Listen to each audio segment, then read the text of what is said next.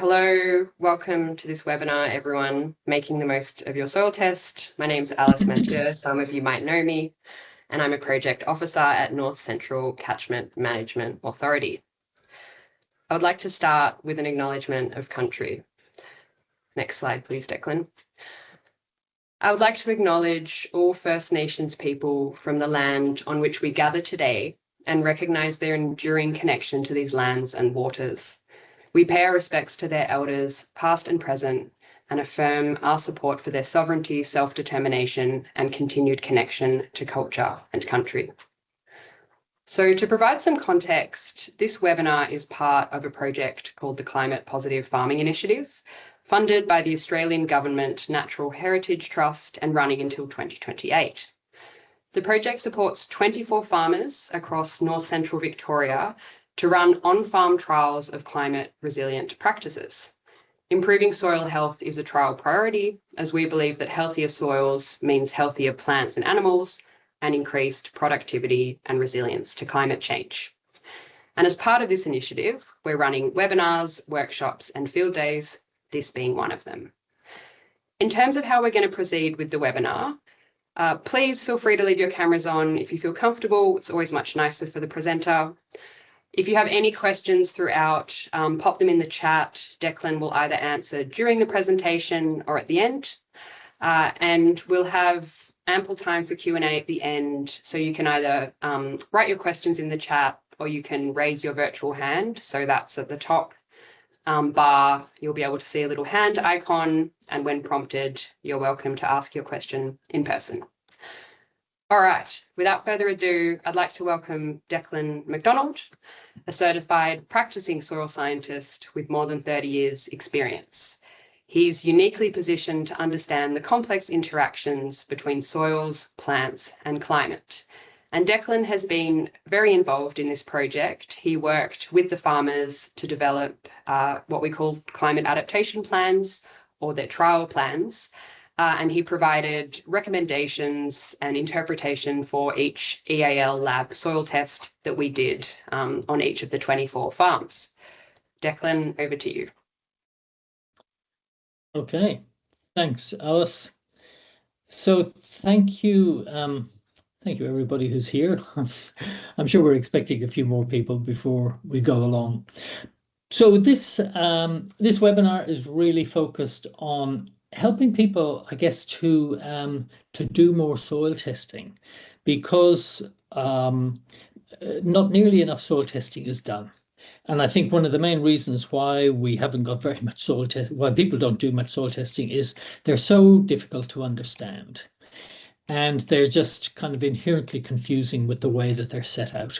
So I'm going to try and cut through the some of this confusion today. I'm going to make sure that you have the Rosetta Stone of soil test interpretation, so that you're able to look at your own soil test results and determine what kind of fertilizer you might need, or what kind of soil corrective you might need to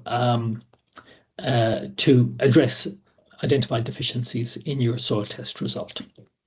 So the first thing I wanted to talk about was soil sampling, because soil sampling is really an incredibly important part of the whole soil testing thing. You know, the computer thing of garbage in, garbage out. The same applies to soil testing. So if the sampling is done, you know, if the sampling does not represent the paddock that you're trying to understand, the soil test result is going to give you an erroneous result, basically. So the whole thing about soil sampling, because we've got a lot of variation inherent in our paddocks, and that variation is due to, it could be due to different soil types across the paddock, but it could be due to some areas being wetter than others. It could be due to the fact that, you know, animals are dropping manure all over the place. And, you know, it's easy to recognize a manure pat that's, you know, freshly laid, or, you know, has been there for a few weeks. But, you know, if there was one laid there a year ago, probably all evidence of it is gone. And if we happen to go in and take a soil test from one particular spot in the paddock, it's highly likely that that's not going to be representative of the degree of variation that we'll get across a paddock. So there's a few fundamental rules around soil sampling that you really need to kind of bear in mind. So we'll talk in a moment about transects, but in the first instance, it's important to be aware of the need to avoid certain areas. So things like stock camps, manure patches, gateways, dams or water troughs, feed out areas, old fertilizer stockpiles, or paddocks that have had fertilizer applied in the last 3 months. So all but the last one of those is really about running the risk of nutrient concentration in certain areas. And obviously, if you sample those, you're going to think, oh, my paddock is fine, it's full of nutrient, but 90% of the paddock could be struggling. When we talk about transects, we're really trying to establish, a line across the paddock, and these lines, can take various shapes. So here I've shown, straight diagonal line across a paddock, and I've shown a V, but you can also employ a W type of shape. And you'll appreciate that by doing this, what we're trying to do is take as many subsamples from the paddock as is practical. So typically, I'll set out, say, 100-meter transect, and I'll walk along that, and I'll take a small sample every 10 meters, say. And I'll bulk those samples together. And at the end of the 100 meters, I'll have 10 or 11 samples, and I'll mix those together, and I'll draw off a quantity for testing. So before we actually do that, we want to look at the area, the soils in the area that we intend to sample.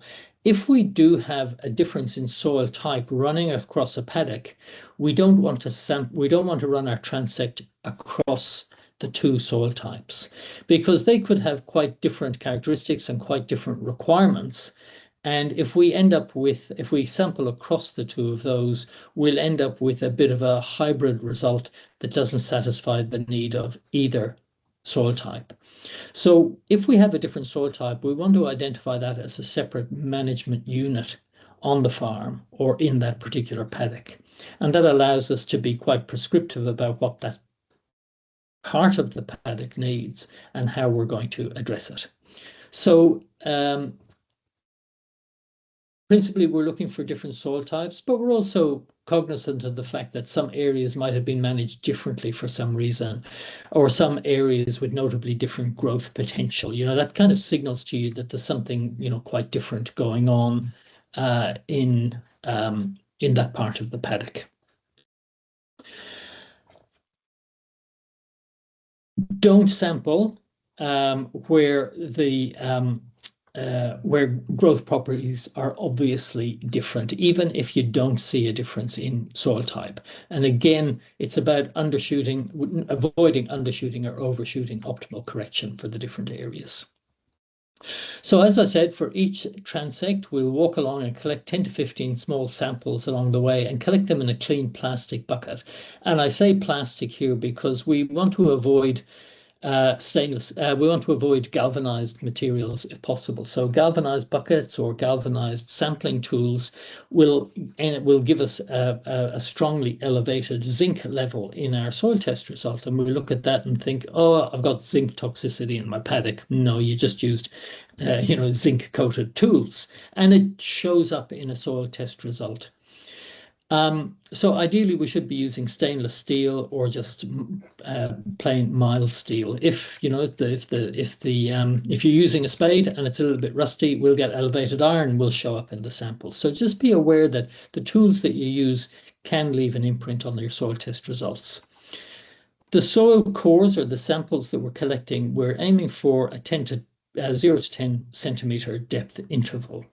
Now, on occasion, we'll talk about sometimes we want to sample deeper than that, but for all intents and purposes, the vast majority of soil testing, we're going to look at the 0 to 10 interval. There's two primary reasons for that.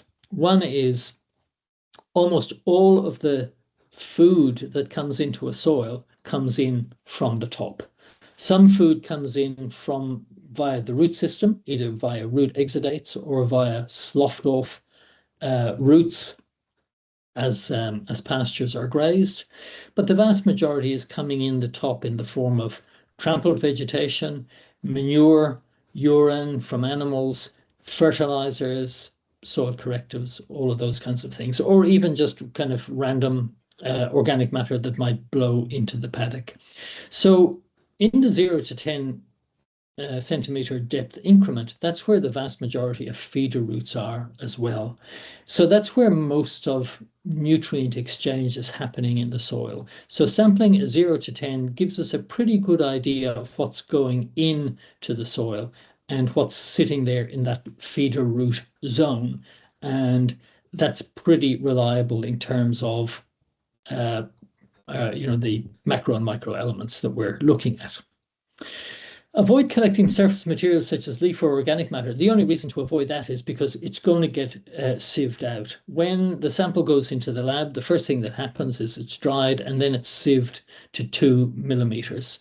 So anything above 2 millimeters, and that includes stones and whatever else, is going to get sieved out and chucked away. The organic matter result in your soil sample is organic matter that's in the soil itself. It's well processed and digested, and it's formed part of the soil matrix. It's not the loose stuff you can see on top. So as I said, that just gets chucked. And the soil cores can be taken with a spade or a mattock or a proprietary tool designed for taking soil samples across an area. But try and stick to that 10 centimeter depth.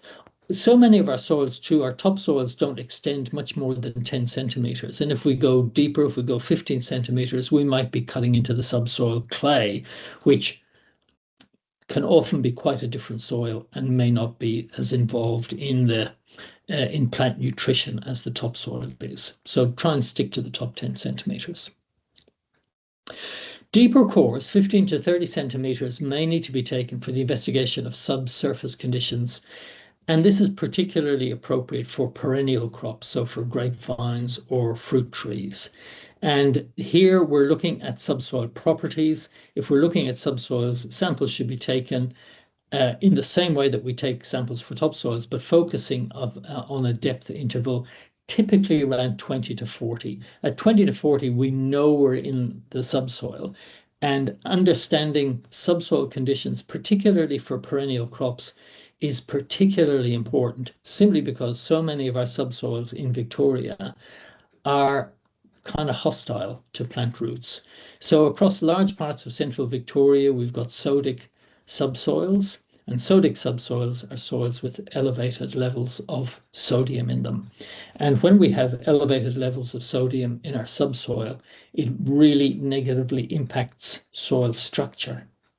So those soils can set really, very densely to a point where they will strongly resist root entry.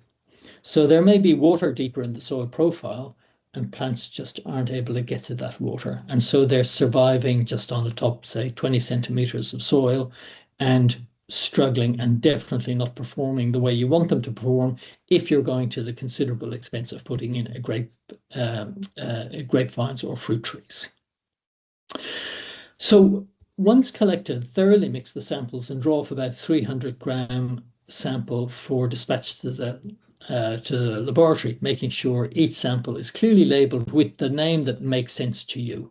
We've got we label samples, everything from kind of codes like, LR2B to, hill paddock, dam paddock, old house paddock, horse paddock, whatever makes sense to you, that's the name that you put on the thing. So when the results come back, you'll see that name on the top of the report. You go horse paddock, yeah, that's that one. And like I say there, if you do need to store samples over a weekend, just pop them in the fridge. There's no need to freeze them, but keeping them in the fridge is just going to keep them stable. Better sit in your fridge than sit in a hot warehouse over the weekend where things like nitrogen, which is a much more volatile element, will be, pumped into the bag, and as soon as the bag's open, that nitrogen is going to disappear and not be in your soil test result. So we're soil testing because we need information on the critical properties of soil. And these critical properties relate to physical, chemical, and biological functions of soil. So up until very recent times, and still to a large extent today, soil chemistry is dominating thinking around growing crops. Physics is recognized as important, and biology is slowly being recognized as being an important property as well. And organic matter is a particularly important property, and we'll talk about that in a moment. But the dominance of chemistry is very much came out of the Green Revolution and the wonderfully powerful tools that we developed to grow our crops.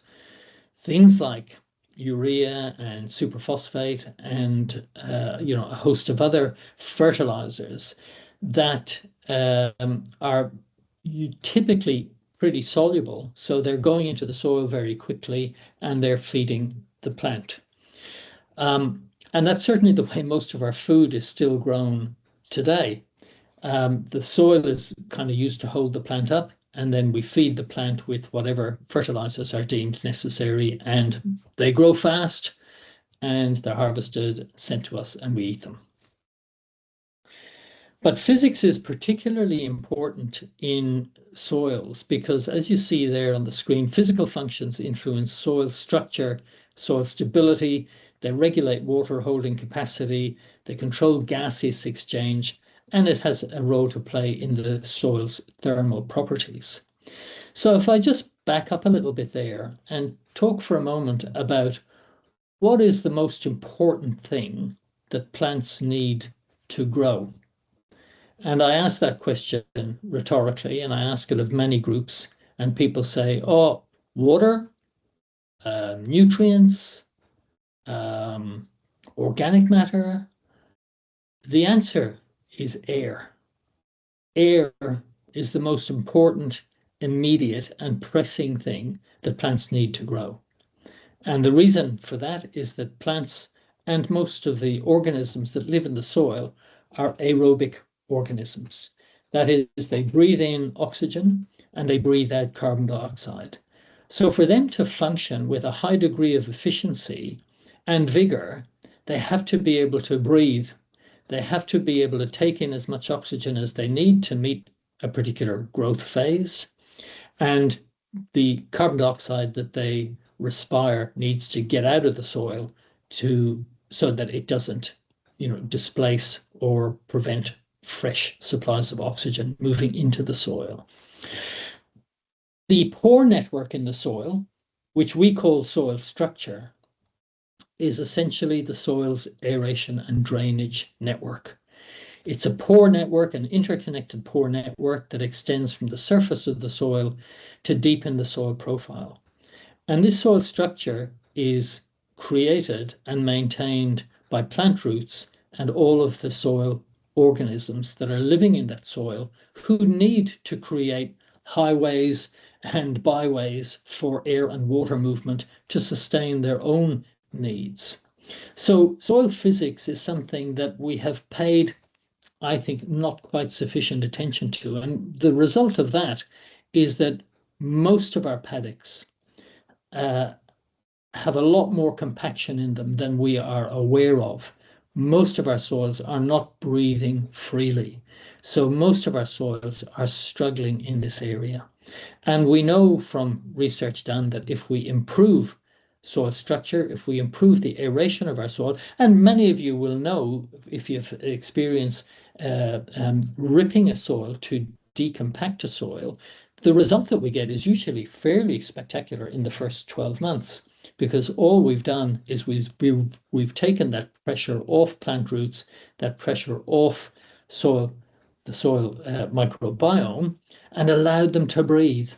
And when they breathe, everything perks up and we see really good growth in response to that. But if we don't change our management, everything will slowly collapse down again to where it was. And within 12 months, we're probably dealing with the same situation where we need to rip again. The chemical properties of the soil are well documented. CEC stands for cation exchange capacity. That's a function of the soil's ability to hold nutrients. some of the chemical properties that we're looking for is buffering changes in soil pH, storage of nutrients, and complexing with the soil mineral component. And then the biological function is really, when we talk about soil health, we're only talking about soil biology, because what else can be healthy except what's living in the soil? Central to all of this is the soil organic matter, because soil organic matter is the primary energy source in soil. It's what all the microbes, what the vast majority of microbes ultimately need for their energy needs. And that organic matter comes in the form of material that falls in on the surface of the soil, gets deposited in the soil via plant roots, including root exudates. So we can see that we're dealing with an integrated set of properties here that really have to come together and operate in harmony like a good orchestra or a good band for the whole system to work well. So while I'm talking about soil organic matter, it's worth reminding you that soil organic matter is the organic matter component of soil that consists of plant and animal detritus at various stages of decomposition, cells and tissues of soil microbes, very importantly, and substances that soil microbes synthesize. Now, is all soil organic matter the same? Well, as scientists, we love categorizing things. So we've categorized soil organic matter into three pools: the particulate organic matter, humus organic matter, and recalcitrant organic matter. The only difference between these, well, actually, there's significant differences between them, but the reason we have them in these three pools is it reflects the turnover time of different forms of organic matter in the soil. So a particulate organic matter has got a relatively short lifespan in the soil. It turns over pretty quickly. Think of your lawn that you mow on a weekly or monthly basis. You leave the clippings on the surface of the soil, and within a matter of days, they've disappeared. That's very much labile, particulate organic matter that is immediately invaded by bacteria as soon as it's cut, and the available nutrients in that are highly accessible and are devoured in a very short period of time by a bacterial bloom, which lives fast, dies young, but consumes all that grass matter along the way. Contrast that to a branch falling on the surface of the soil and how long it will take for that to disappear. For that to disappear, we need fungus, because bacteria aren't able to break down tough, woody, ligniferous type materials. And so the fungi, that's their domain. They have extracellular enzymes that they secrete to help the decomposition of more woody materials. So that obviously applies to things like tough grass stems or dead grassy material, or eucalyptus leaves, stuff that's a little bit more difficult to digest. That material, particularly material that is processed by fungus, more of that ends up in the humus organic matter pool. And the humus organic matter pool is basically a giant organic molecule that's extremely complex and has, as we'll talk about in a moment, if you like, self-protection mechanisms whereby it slows the release of nutrients out of it, so that it lasts longer in the soil. And humus contributes significantly to soil nutrient holding capacity and water holding capacity, much more so than particulate organic matter. Recalcitrant organic matter is also called, it used to be called inert organic matter, although we know now it's not inert. It's also called resistant organic matter, and essentially that's usually a product of fire. So in Australian landscapes where there's been a history of fire stick farming, we have higher proportions of recalcitrant organic matter. So the organic matter that forms, particularly as a result of a cool burn, and a cool burn in a low oxygen environment, ends up producing organic compounds that are highly resistant to microbial attack and microbial decomposition. And so they last a long time in soil and contribute benefits such as nutrient and water holding capacity in the long term. So this is a kind of neat little visual here of what we're talking about in terms of the different ages and stages of soil organic matter. So on the left-hand side, you can see that's pretty fresh-looking plant material. The second little bit going along there, you can even see fungal hyphae invading that material and working to break that down and release nutrients out of it for nutrient cycling. As we progress more to the right, we see we're moving into darker, more amorphous kind of materials that is more representative of humus. And humus are these amorphous molecules that that have these additional benefits of nutrient and water holding capacities. This is another kind of illustration of the same process where we've got fresh residues coming in at the top of the screen. And straight away, they're invaded by bacteria, and the bacteria are accessing if you like, the low-hanging fruit, the energy in these residues that's most accessible and least protected. So, for example, the compounds in a grass leaf have virtually no protection and are highly accessible, whereas the compounds in a eucalyptus leaf or a twig have more protections and are harder to break down. So as this process rolls on through days and months and years and decades, the organic material is used and reused and reused, and the waste product of one is the food of another. Little puffs of carbon dioxide are constantly coming out as the microorganisms that are working to degrade this material are respiring, and a lot of the carbon is moving out of the system as carbon dioxide. But what it means is when we get down to, if you like, the pointy end here, and we have very stable humus organic matter, it's, if you like, a very concentrated form of organic matter. And this stable organic matter then complexes with the soil's mineral fractions, principally the clay in soil. And so we get this complexing of the organic matter and the clay together, and that's what contributes very significantly to improved soil structure, because they complex together in a way that creates voids in between, which are the spaces that make up the soil's aeration and drainage network, not to mention habitat spaces in the micropores for the soil microbes who are busy trying to escape predation, in the same way that anything that's living on Australian grasslands or the African savanna are all trying to avoid predation for the same reason. So when we talk about how nutrients are held in the soil, they're held by an electrochemical charge. That, I should say, available nutrients are held by an electrochemical charge. In a little piece of humus in the soil, we have all of the essential elements, macro and micro, that a plant might need. But as they're bound up in this organic humus molecule, an example of which is shown here, they're unavailable to plant roots because they're part and parcel of this piece of organic matter. So this piece of organic matter, think of it as the bank vault that's got lots of resources that creatures outside of the bank vault really want to get access to. So the microbes will relentlessly kind of hunt around this vault, looking for weaknesses in it, looking for areas that they can exploit and disrupt.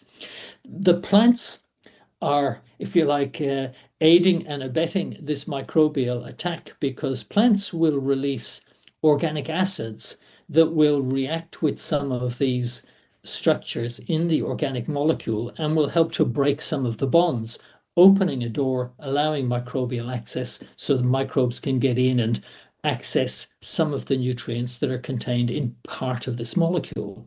So essentially what we're looking at here is a great nutrient store in this humus molecule that in which doors are opened kind of slowly, and the contents of the molecule are slowly extracted by nutrients. So it becomes a very slow release form of food, but this is a particularly large reservoir of food in most soils, particularly soils with higher clay content, because soils with higher clay content are able to sequester more humus and protect more humus in the soil than, say, a sandy soil. The point being, anyway, that was just a nutrient release out of humus, but the external parts of humus, the humus molecules, so what we're seeing here is the carboxylate ions and hydroxide ions, etc. They've got a negative charge hanging off these ions. And so the negative charge on these ions will attract the positive charge on the cations, such as calcium, magnesium, potassium, ammonium, zinc, copper. These are all positively charged ions in the soil. So they'll stick to that via an electrochemical charge. Think of it like static on your jumper. This light electrical charge that just allows some stuff to be held there against the influence of leaching downward movement of soil water. The only things that have electrical charges in the soil is humus, organic matter, and clay. That means our soils have cation exchange capacity. It means they can hold the cations. The cations are the positively charged ions. They're not so good at holding onto negatively charged ions.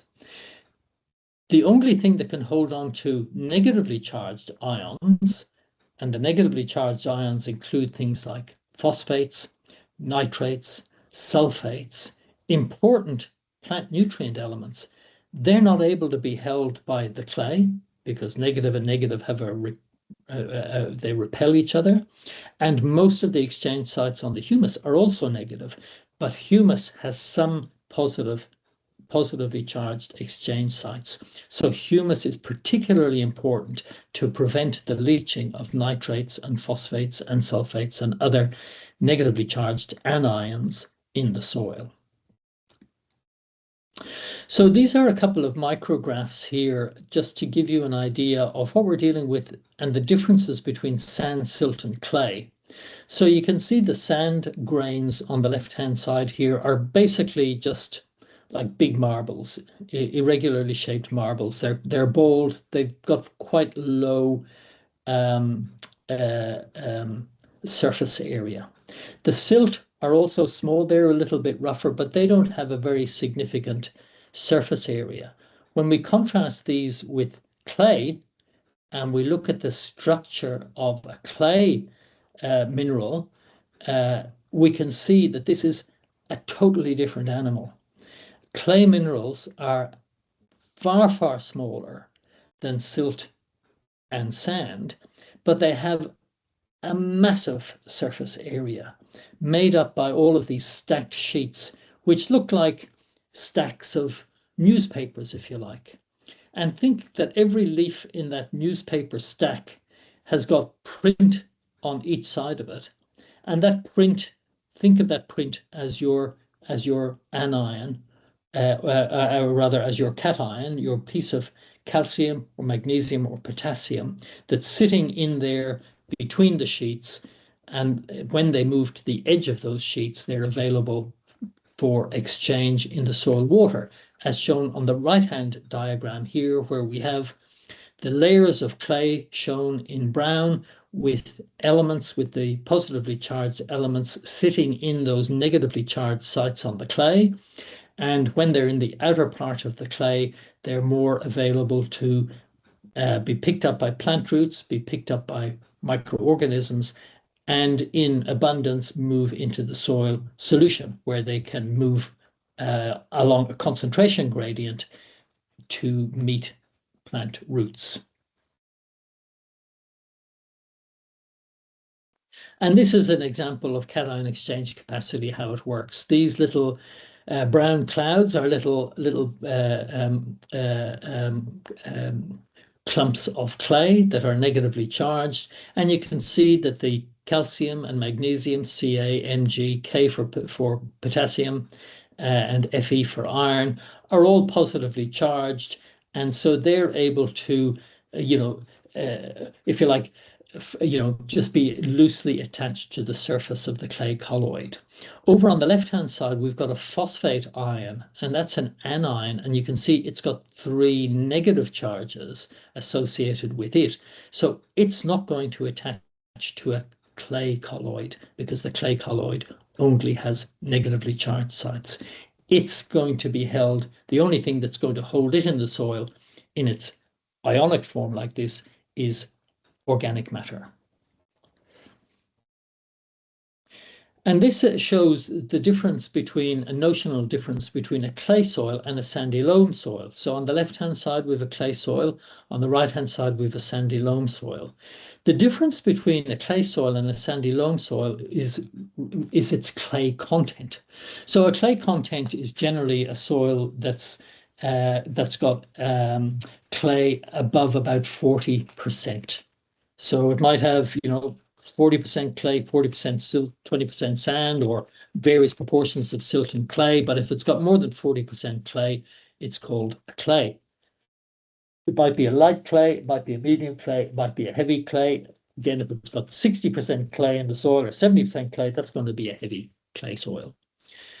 But the clay soil has got lots and lots of these exchange sites, so it's got lots of cation exchange capacity. And as you can see on the bar on the bottom there, a heavy clay soil with high cation exchange capacity can give us a value up to 50. We seldom see that in a soil test result because usually we're not farming on pure clay. That has its own challenges. But that's the kind of capacity that clay has. In a sandy loam soil, we might only have 10% clay in that. The rest is made up of silt and sand.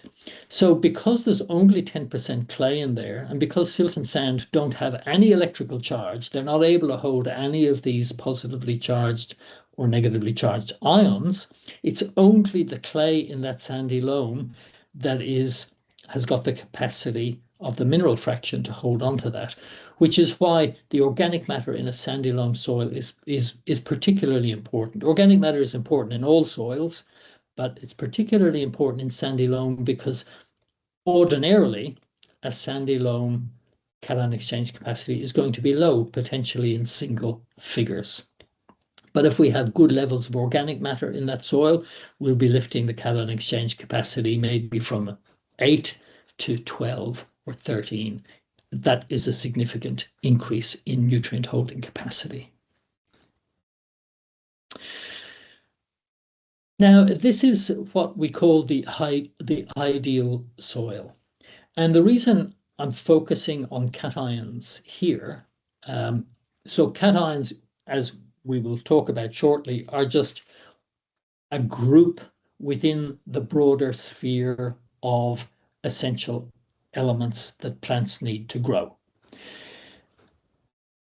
The cations are the group that are positively charged ions, and they wear 2 hats in the soil. They're obviously essential elements for plant growth. So calcium is essential for plant cell wall integrity, and magnesium is really important for other plant biophysical functions, as is potassium, as even is sodium, but at a much lower level. It's a little bit like us. We need lots of potassium and magnesium and calcium in our diet, but we're always warned off, don't have too much salt. Too little salt will kill you, too much salt will kill you. So we want a Goldilocks level of these nutrients. So the ideal soil will generally have between 57 and 78% of calcium because of the importance of cations to soil structure. This is the second hat that they wear in the soil. First hat, plant nutrients. Calcium is very seldom deficient as a plant nutrient because there's usually lots of it in the soil. But because calcium has got such an important role to play in soil structure, the maintenance of that pore network in the soil that allows the soil to drain and breathe, we have to have we want calcium to be the dominant cation in the soil. If we have magnesium as the dominant cation, or worse still, sodium as the dominant cation in the soil, our soil structure is going to go to pot. It will have no strength whatsoever. It will collapse in on itself, and that aeration and drainage network will cease to function. The soil will become anaerobic. Microorganisms and plant roots will struggle to breathe, and that soil will be a disaster. On the right-hand side here, the aggregating power of these cations has been this guy, Pichu Rangasamy. He's an emeritus professor with Adelaide University, recently retired. And he's done a lot of work to elucidate the importance of these cations for soil structure. And he has assigned these index values to represent the relative aggregating power of these cations. So what these cations are doing is they're basically grabbing bits of soil, holding them together, but holding them apart. If we have a soil that's got a lot of sodium in the soil, it will grab the soil quite weakly, and it won't be able to hold those particles apart. Those particles will fall together, and when they fall together, there's no space between them. We lose our pore network. So if we have a soil that's dominated by sodium, if we have a soil that's got high levels of magnesium or potassium, it means we have low levels of calcium. And because calcium is doing so much heavy lifting in the soil in terms of supporting soil structure, Rangasamy has assigned the highest aggregating power to calcium. And even though magnesium is only a little over half of calcium's aggregating power, it's still relatively weak. So if we have too much calcium, if we have a calcium-magnesium ratio that's less than 2:1, we're kind of in trouble because our soil's aeration and drainage network is compromised. So we want to address that with soil correction as we identify in our soil test. And we'll talk more about that as we go. How nutrients are typically exchanged, how nature designed nutrient exchange, is that it created mutualistic partnerships between plant roots and soil microorganisms, the most important of which is probably the mycorrhizal fungi. And mycorrhizal fungi are a group of soil fungi that form intimate relationships with plant roots. Some mycorrhizal fungi are able to grow inside plant roots, and others wrap really tightly around the outside of the plant root. Their role is to facilitate nutrient exchange between the plant and the microbe and vice versa. So the plant manufactures sugars via its aerial parts through the process of photosynthesis, and it rewards its symbiotic partners with carbohydrate in return for elements that the plant root is not able to access because the fungal partners reach into the soil far exceeds the capacity of the plant to reach into the soil and to exploit the soil's deepest resources. And by deepest resources, I mean the water and nutrients that are held in micropores in the soil, small spaces in the soil where even the finest plant root is not able to access. But fungal hyphae are much finer than the finest plant roots, and they can go into parts of the soil searching, fossicking for nutrients that they then deliver back to the plant. So sophisticated is this relationship, which has developed over millions of years. Plants are able to signal their precise needs to their fungal partners, as in, I need zinc, I need manganese, I need nitrogen, I need phosphorus, and that's what's delivered to the plant, and the plant rewards its partner with carbohydrate that the fungal partner is not able to manufacture. We have disrupted this with our use of synthetic fertilizers. And when we apply the synthetic fertilizers, usually at rates far in excess of what the plant is able to use right now, we effectively make redundant the symbiotic partners, because to the plant, it's raining nitrogen or it's raining phosphorus, and they don't need to sustain this two-way mutualistic relationship anymore. And that renders the fungal or bacterial partner redundant, and those workers then are not doing their other work of maintaining the house, maintaining soil structure, maintaining the aeration and drainage network in the soil. So it becomes a little bit like, as resources are pulled away from country villages and towns in rural Australia, we see urban decay as people move out, houses fall down, the resources aren't being injected into those parts of the system to maintain living conditions and livelihoods. And that's exactly what happens here. The soil suffers as a result, and plant root exploration is usually greatly reduced. So, further to the role of cations, and I'm nearly at the end of my talking about cations. When you get your soil test result, and this is kind of part of the problem that I have with soil test results, they are inherently confusing. So for the average person getting presented with this section of a soil test result that's looking at the cations only, we see that calcium in the top box there is reported using three separate units: centimoles of positive charge per kilogram, kilograms per hectare, milligrams per kilogram. And then down the bottom, there's another calcium as a percentage value. What to make of this? Well, because calcium, magnesium, sodium, aluminium, hydrogen are not so important for us to worry about as a plant nutrient, we can kind of forget about the top boxes. They're giving us information about the nutrient availability of these elements in the soil. The only one we should pay attention to there is potassium, because it is giving us information.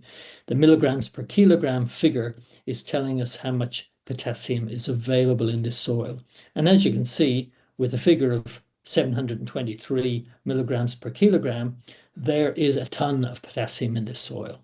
So the guideline values to the right, whether you've got a clay soil, clay loam, a loam, or a loamy sand, show you the levels of potassium that really should be in these soils. And even in a clay soil with the highest nutrient holding capacity, we've got nearly 3 times or more than 3 times what we really need. So we're definitely not going to need to provide to apply any potassium to these paddocks. The figures down the bottom, the percentage figures, they're the figures that relate to the cation's soil structural role. And this is what we need to pay attention to. So you'll see in the guideline values for calcium percentage, the range goes from 57 to 77%, depending on whether it's a loamy sand or a clay. In a loamy sand, the role of calcium as a soil structural element is not quite so important, simply because the sand is providing a lot of structure in itself, just because by virtue of the size of the sand particles butting up against each other, there's, if you like, there are big spaces in between those sand grains. So the chemistry of the soil is less important to sustain a poor network in a sandy soil. In a clay soil, because the clay particles are so tiny that when they clump together, there's almost no airspace between them. So that soil needs the chemical influence of calcium primarily and organic matter primarily to shift those clay particles apart to allow air spaces in between to facilitate aeration and drainage.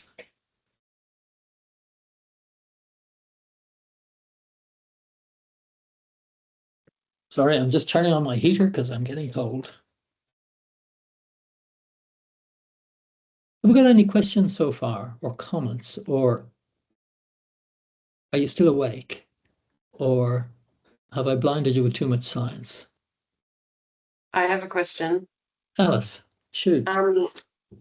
Why did you signal out the exchangeable potassium when you said, that first half of the table is not as important to focus on? Why did you single out the exchangeable potassium as something to look at?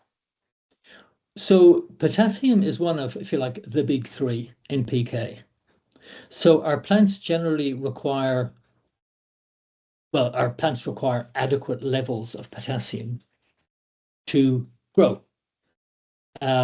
So calcium, there's, look, there's 3,800 parts per million of calcium in this soil.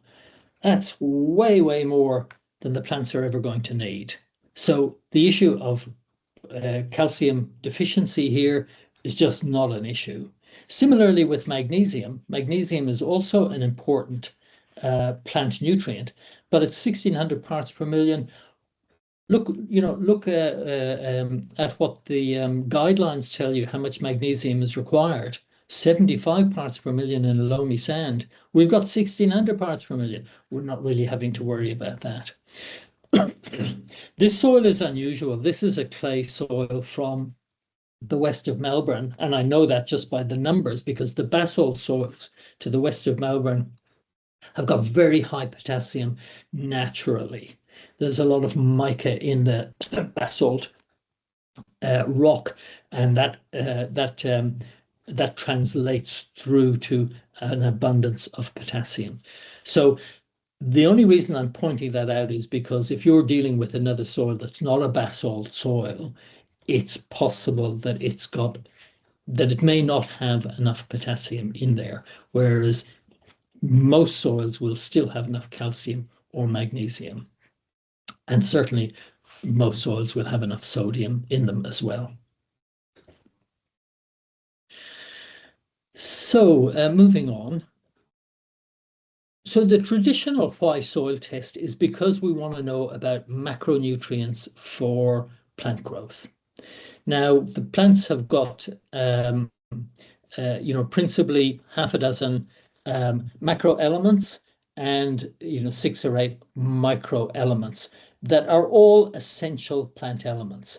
The only difference between macro and micro is macro, the plant needs a lot of them relatively. At micro, the plants need a relatively small amount of these elements, but these are still critically important elements, and without them, the plants are just not going to perform. And as you know, a deficiency in just one element is enough to hold the whole thing back. So we might have totally adequate supplies of all of our macro elements, adequate supplies of all our micro elements, except zinc, for example. And because of its role in transformation of carbohydrates and regulating plant growth, that function is impaired in the plant. And so we're not going to see the plants growing with the kind of vigor that we want them to grow at to meet our productivity aspirations. And the same applies to any of these elements. And the same applies to human health. We need to have a balanced diet, and we hear this every day. You have to have a balanced diet, not too much sugar, not too much salt, eat more vegetables, blah, de blah, because we don't have a very balanced diet typically in the West. Too much fats and sugars and all that kind of stuff, and that takes its toll on the organism at the end of the day.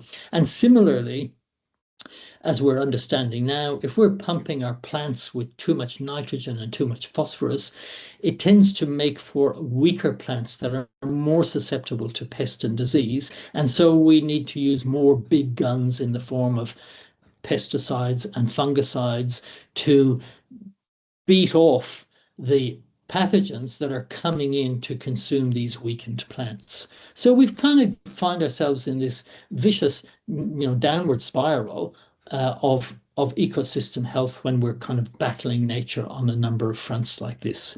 So by trying to optimize soil conditions for plant growth by understanding our soil test results and looking at soil conditions, which is all I've been talking about so far. All the talk about pH, EC, organic matter, and cations, that's all about setting up the soil to produce for us. It's like tuning the engine of the car.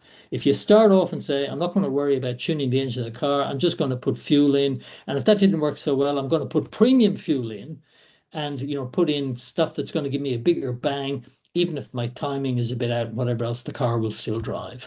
Well, we've developed these really good fuels to drive agriculture, but often at the cost of suboptimal growing conditions, which means a lot of wastage. It means low nutrient use efficiency in our crops. And that's, just simply a waste of money if we're not getting a lot of efficiency out of, say, applied nitrogen. So all of these essential elements have got critical roles in the plant, and so we can't ignore them. We ignore them at our peril, but we need only start thinking about these once we have done what we can to try and optimize the conditions in which the plant is trying to grow. And the more we can optimize conditions in which the plant is trying to grow, the more efficiently our inputs will operate. And so the more we will be able to grow with less nutrient support.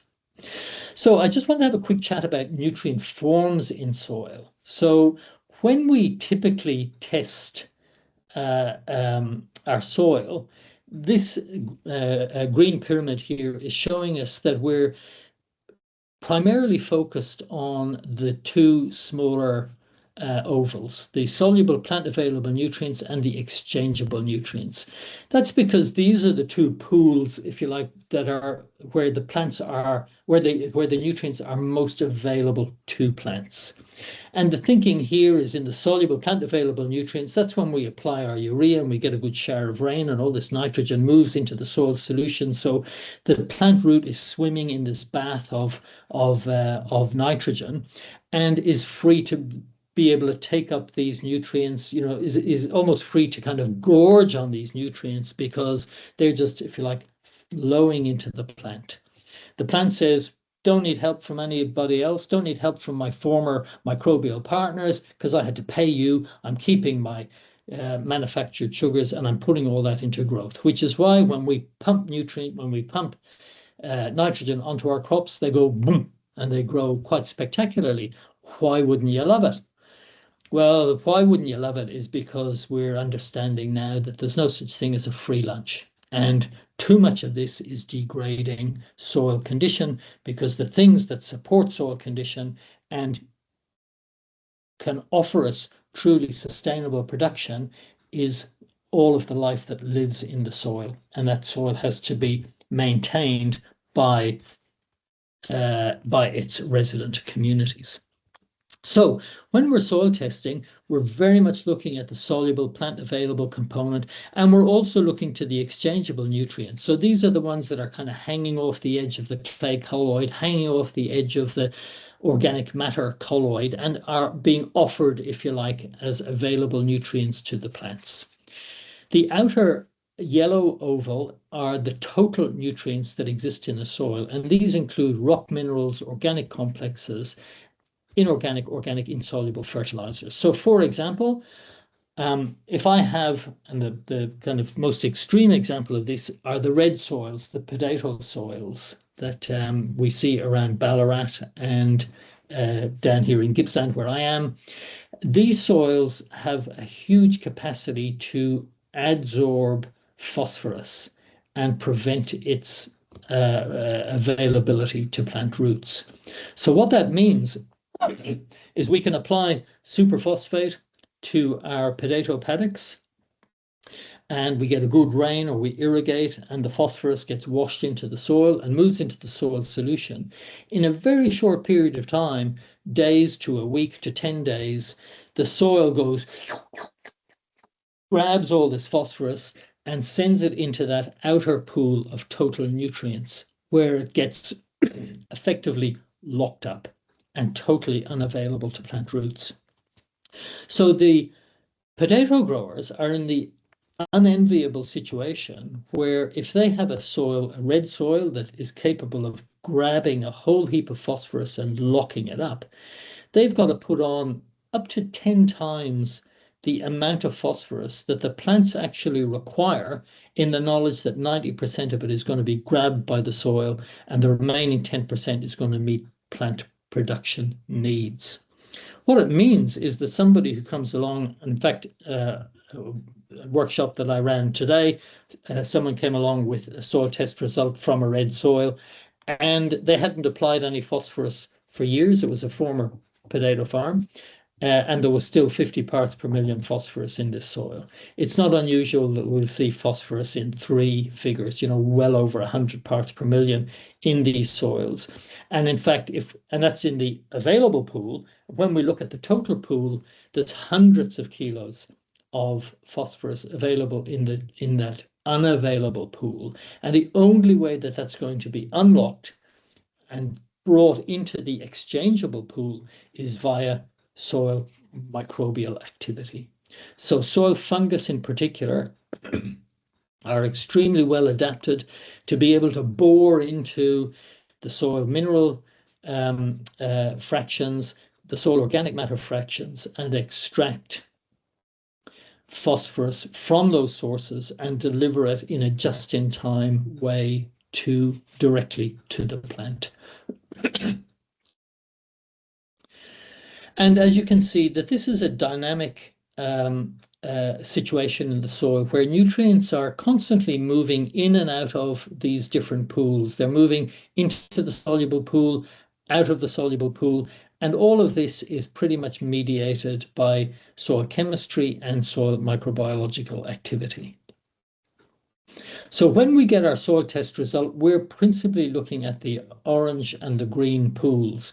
If you want to know what's in your total pool, you need to request a separate test, which will give you the result, which will tell you what's in that. And that test involves essentially boiling your soil sample in what's called aqua regia, which is a really strong acid, and it just mashes the whole sample up, releases everything, and then that sample is tested to see how much of everything is in there. So we come back to our soil test result. Now we're looking at everything from pH, electrical conductivity, organic matter, nitrogen, phosphorus, and the cations and the trace elements. This is the important stuff. So we're looking at so the way I look at a soil test result is the first thing I look at is pH. I want to know, am I dealing with an acid or an alkaline soil? If it's a very acid soil or a very alkaline soil, I want to understand what's driving that. And the cations are the things that are driving acidity or alkalinity, because calcium, magnesium, potassium, and sodium are the alkaline elements. Aluminium and hydrogen are the acidic elements. So if I've got a very acidic soil, I'm going to have a truckload of aluminium and hydrogen in that soil, and probably low calcium. If I've got a very alkaline soil, I'm going to have lots of calcium and magnesium, and the more sodium I have, the higher that pH is going to get. So if I see a pH of 9, I know that a soil with 100% calcium, if there was such a thing, is not going to have a pH more than about 8.2. So when I see the pH above 8.2, I know that I've got magnesium and sodium pressures in that soil. So I look here at this, at the proportions in the percentage brackets, and I see I've got just above that, there's the cation exchange capacity, and I can see I have a cation exchange capacity of 36. That's quite high. That tells me straight away I'm dealing with a clay soil. And you can see the guideline on the right, clay soil has a cation exchange capacity of 20.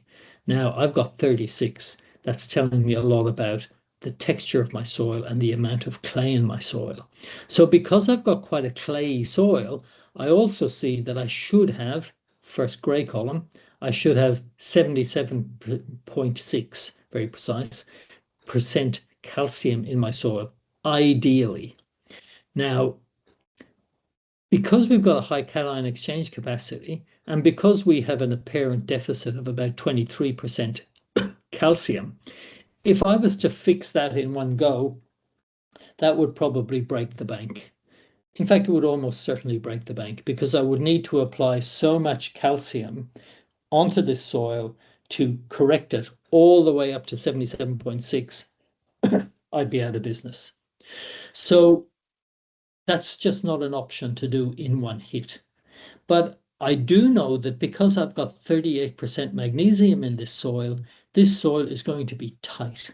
Its structure is tight, its infiltration is slow, its aeration is impeded.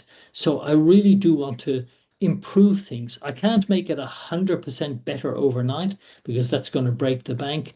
But if I understand that my soil is being impaired by low calcium and high magnesium, I'm going to start taking some steps in that direction. So it might take me 10 years to get there, but if I apply a tenth of what's required every year for 10 years, well, maybe I can afford that.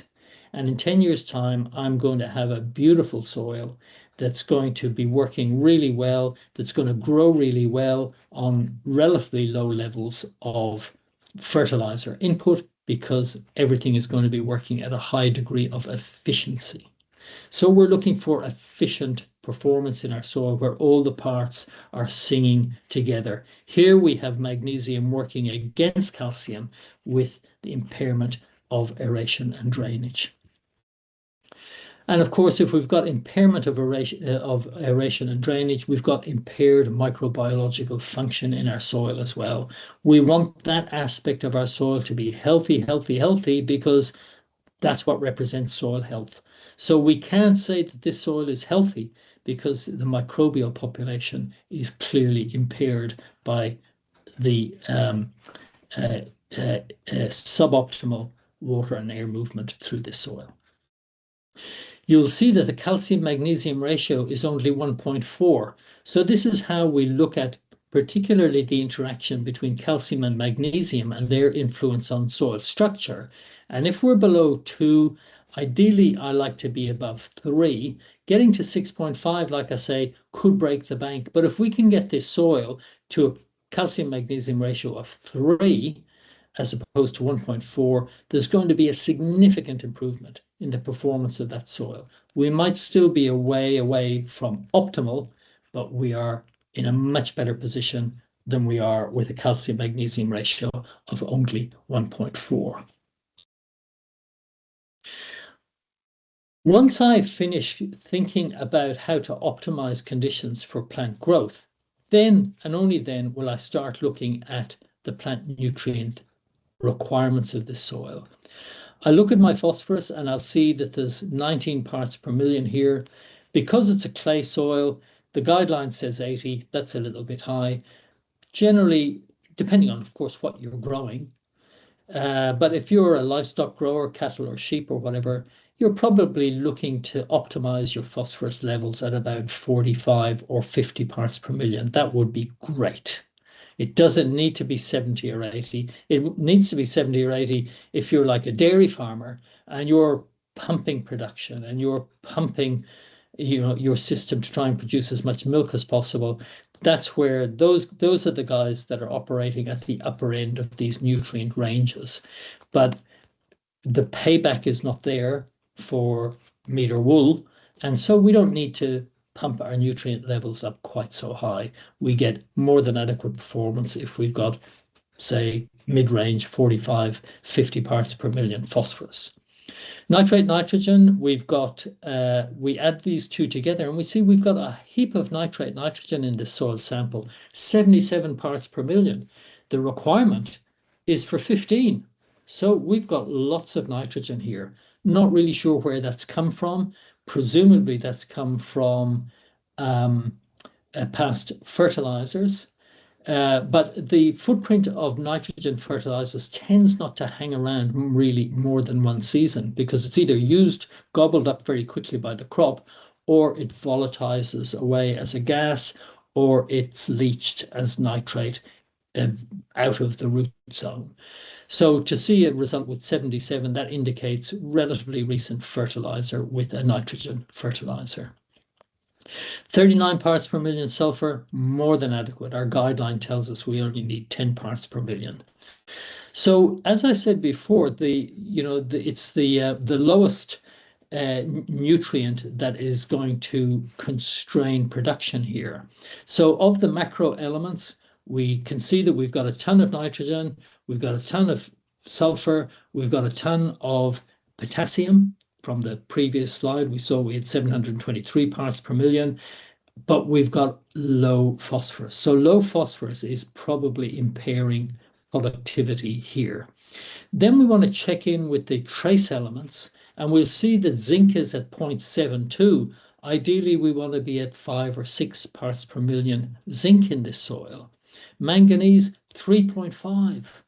We want to be at 25.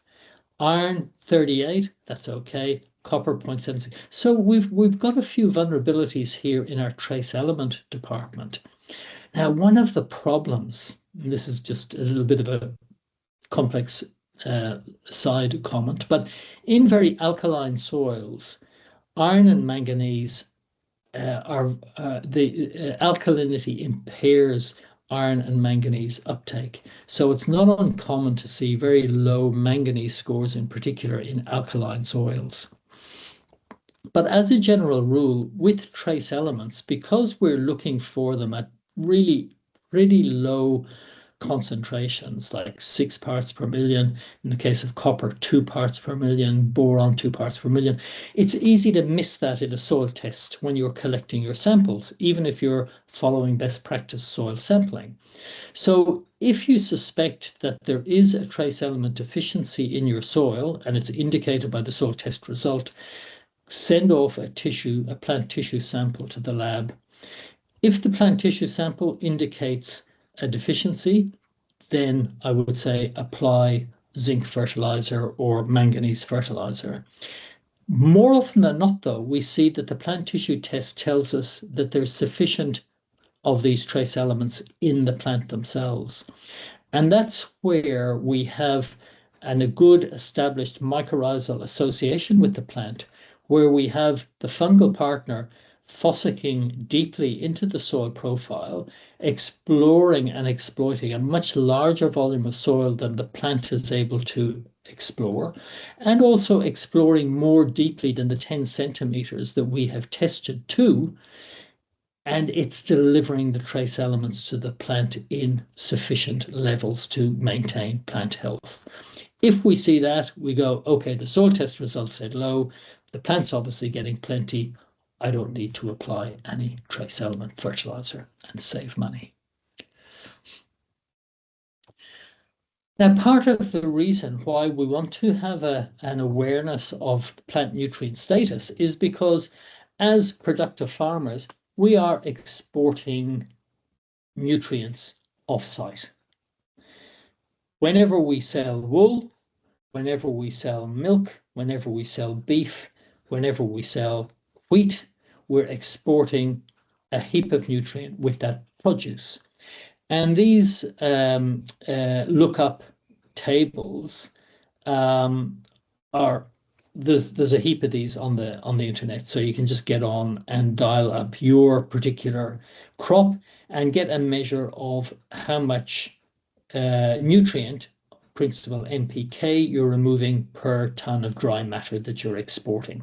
Now, this is always kind of regarded, conventional agronomy regards this as a very linear affair where, okay, you've produced X tons of this, you need to apply Y kilos or tons of this replacement nutrient. If we're managing our systems well and we're not overgrazing our paddocks, or we're having break crops between our crops of potatoes, or we're operating a good rotation in our cropping rotation, and we're working to put back a lot of organic matter into our soils, we're replacing, some of that organic matter is going to include nitrogen that has been sequestered free from the atmosphere. It's going to include some phosphorus that's been sequestered courtesy of mycorrhizal fungus that's extracted some more phosphorus out of the mineral component of the soil. So there's other nutrient sources coming in here and contributing to the overall nutrient pool.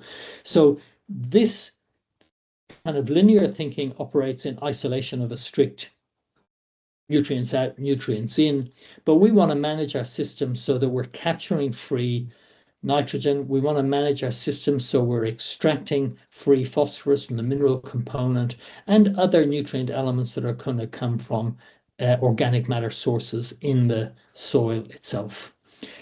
That means we may not have to apply so much fertilizer each time. We'll have to apply some. We're not going to get away from that, but we want to minimize, if we want to be profitable farmers, an eye on cost, an eye on minimizing unnecessary expenditure is really critical. And that's the real importance of soil tests, taking soil tests, understanding the results in the soil test to help you decide just how much money you need to spend on supplementary inputs. So you've got your soil test result. You've figured out that everything's looking pretty good, except you're a bit worried about your phosphorus level. 19 is subpar. You know, I want to run a pretty good grazing operation, and I know to run a pretty good grazing operation, I'd like to have about 45 parts per million phosphorus in my soil to support plant vigor and support high levels of productivity. So I think with a result of 19, and this is a Colwell test, there's a number of different tests for phosphorus and for some of the other elements as well, but get to know your test. They're not interchangeable. If you've been using Olsen and then you use Colwell, they're different extractants and there's not an equivalence between the two. You can't calculate one from the other. So decide what kind of test you're going to do. And Colwell in meat and wool and cropping is pretty much the default in Victoria. Dairy farmers tend to use Olsen P, and that's just a kind of habit, fashion, whatever you want to call it for that particular industry. But stick to the same type of testing that you have done previously. So here we've got 19 parts per million. I want 45. I'm thinking, well, superphosphate is usually the cheapest form of phosphorus, so I'm going to use superphosphate.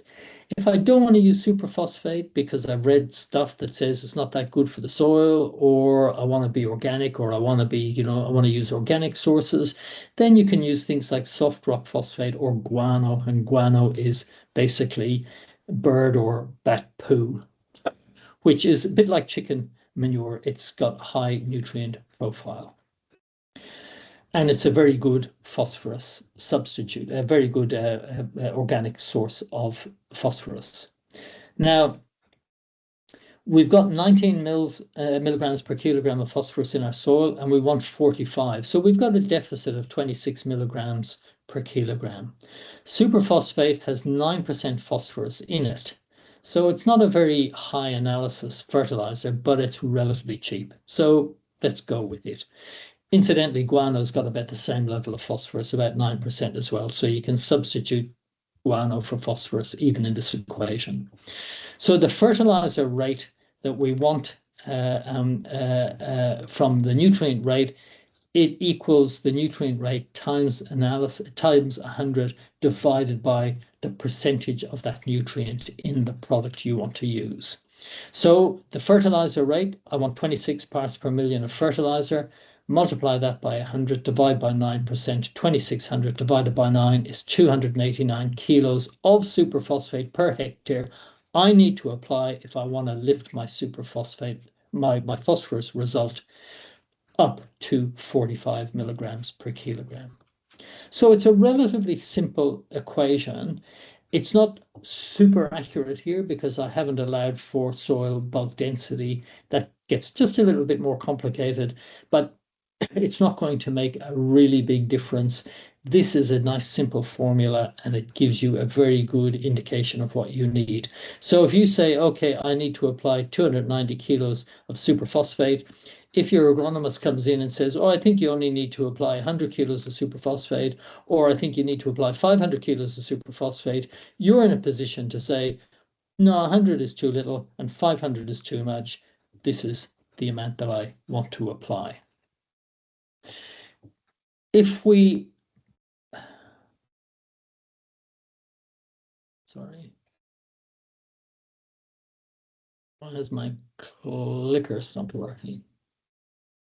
Here we go.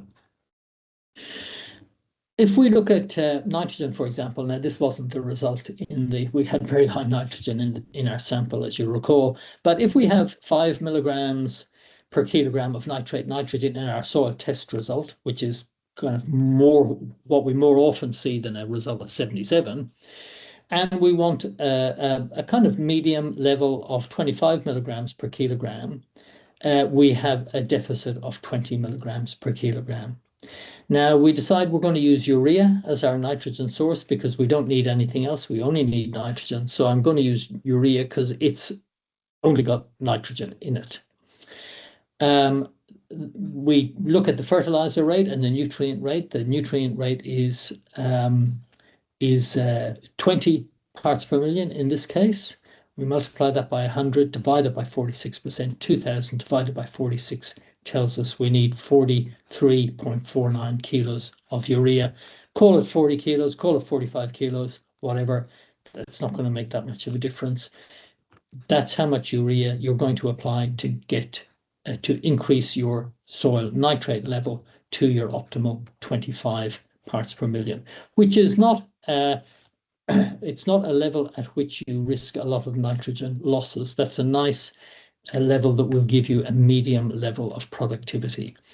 Again, the dairy farmers will probably be putting on, I kind of shudder to think how much some dairy farmers put on, because a lot of dairy farmers have found themselves in a situation where they've just had to put on more and more and more nitrogen to get the levels of production that they want, because they have negatively impacted their soils so much, they get caught in a bind of having to put on more and more nitrogen.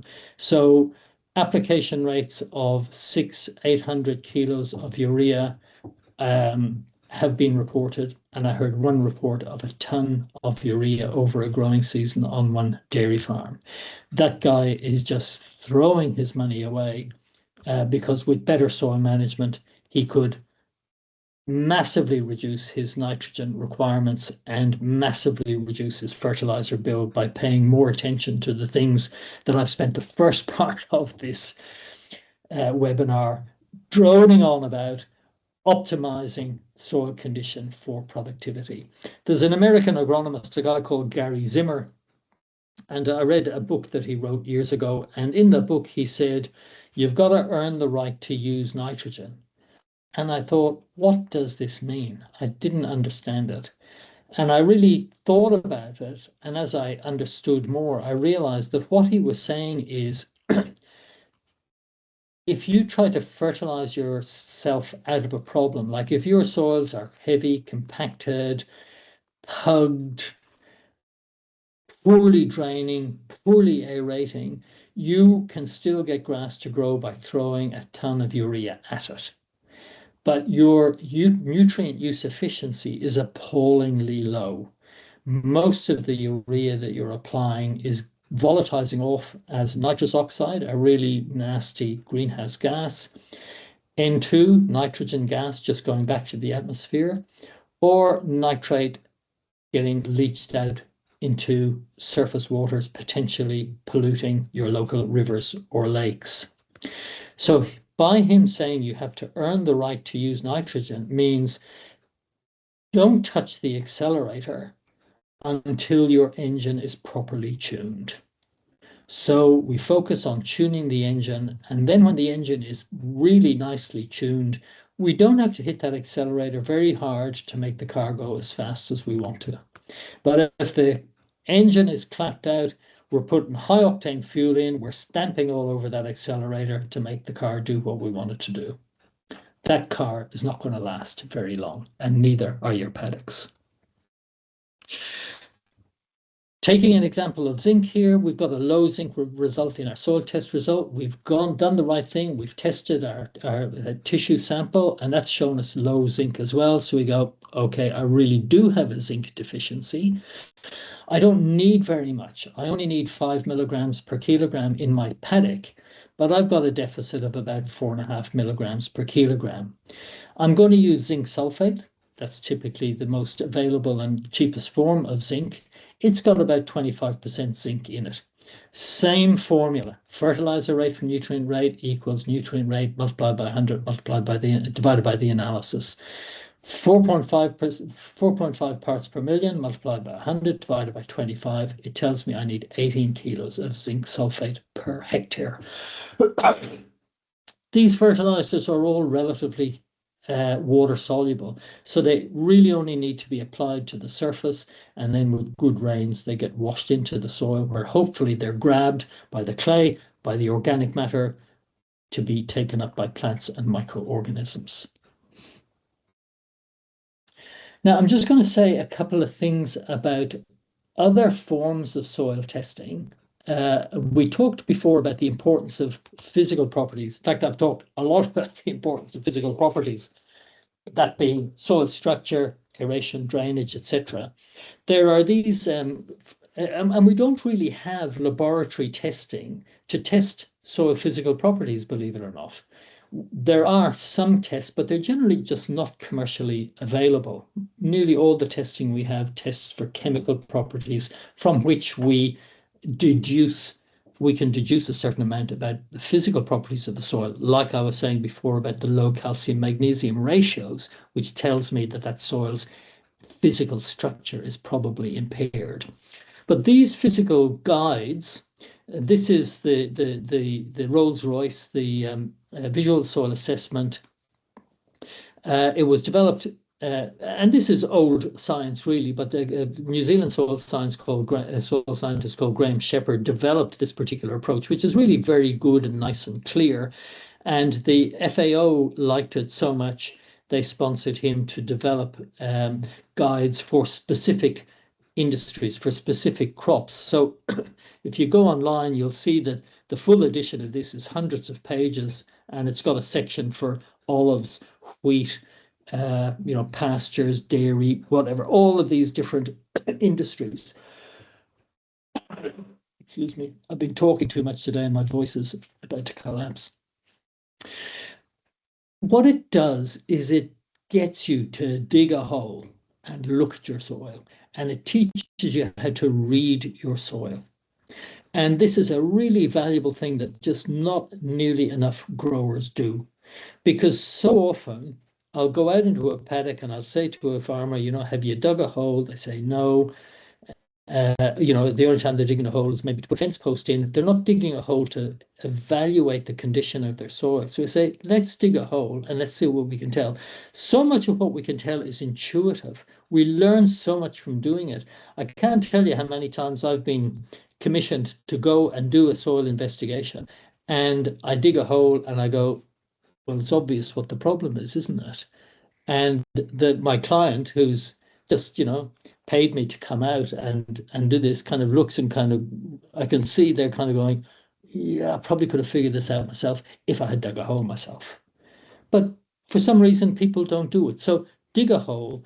This guide helps you to understand soil texture, proportions of sand, silt, and clay, helps you to understand if your soil has got good structure or bad structure, helps you to understand whether you've likely got good water infiltration, good porosity, good color, good smell, good potential rooting depth, or if compaction is a problem. There's a few others of these around. This is another bit of a Rolls-Royce job from Cornell University. But they're all very accessible, very much written for the layperson with, really not much heavy technical stuff in there at all. So they're very accessible. And this is probably the little gem of them all. This was developed by the Tuckambill Land Care Group up in northern New South Wales. It's about half a dozen pages. And the whole intent of this was to be able to use tools that you've got in your shed. So it tests compaction with a kind of bit of 3mm fencing wire. that type of thing. It helps you to understand infiltration with a bit of polypipe. It's almost as good as the other two big Rolls-Royce jobs, and these are all available still online. Just a quick word about biological testing. There's a lot of interest these days in soil biology, rightly so. And there are various options available for testing soil biology. Now there are U-Butte genomic tests becoming available where you will test the DNA of your soil and you get a report that's longer than your arm with all of these words that you probably will struggle to even pronounce. A fabulous set of data and tells you, kind of everything that's in your soil. The next level down is offered by this company, Microbiology Laboratories. It's called a PLFA test, a phospholipid fatty acid assay, where basically the soil sample is put into an extract which bursts all the microbial cells in that, and then the sampling device has markers for different cell wall constituents. So it can tell if it's looking at a fragment of a fungal cell wall, a bacterial cell wall, a mite cell wall, and it will give you a report saying you've got this proportion of bacteria, this proportion of fungus, you've got a fungal bacterial ratio of this, and it'll give you some information about what the biomass of your fungus is, your biomass of your bacteria are, etc. So it's an interesting report as well. And then the next level is what I'm showing you here, which is if you like, what they call the entry level. But it's also, I think, the most cost-effective of all of the soil test results. So the genomic test costs hundreds of dollars, I think $600 or something like that. It's really quite expensive. You get a mass amount of information. The next test that I talked about, the PLFA, that's not much change out of $300 for that. This one, I think, is about $60 or $80. This one doesn't give you any breakdown of your data. It doesn't tell you how many fungus or bacteria you have, doesn't talk about fungal bacterial ratios. It doesn't tell you any specifics about who are the members of the community that we're looking at, unlike the genomic test, which will give you, will name every member in your community. This is a coarser test that just tells you what the population of your underground city is. So whereas the other tests will tell you not only how many males and females and the age profile and the different trades that exist in that city, which is what the genomic test will give you, this just gives you a figure of what the population of your city is. Because we're not able to manipulate the proportions or the constituent members or the functions in a soil that we will understand we have from a genomic test or even a PLFA test, I think they're nice to know pieces of information, but I'm really limited as to what I can do to influence the proportions or the populations of different functional groups within my soil. Rather, I think it's better to know, am I increasing the population of my city? Because if I'm increasing the population of my city, the city is kind of going to work out, if it's got enough electricians or if it's got enough kind of young people or old people or males or females, it will balance itself out. We really want to know, are we growing the workforce? And if we're growing the workforce, they're all contributing to our productivity aspirations. They're all contributing to the health of our soil. For me, really, that's good enough. And it's a cheap test, and I can do it on lots of different paddocks if I want to. So now we're going to talk about some of the results that we looked at as part of the climate adaptation planning process. And for technological reasons, I haven't got them on my computer. So I'm going to stop sharing now. And Alice is going to, if I can find my cursor, Alice is going to share her screen where Yep. I think you've been busy, Alice, loading up some soil test results. Yeah, I have. Let me I just need to. So what can you see? You can see all of my slides. Yep. I can see a soil test result that's Alice. That's FIPS. Yeah, you can see. Oh yeah, you can just see that. You can't see No, my slide list. All right, great. No, All that's right. good. All right, over to you. Okay, so is the second half of this soil test result on your next slide, Alice?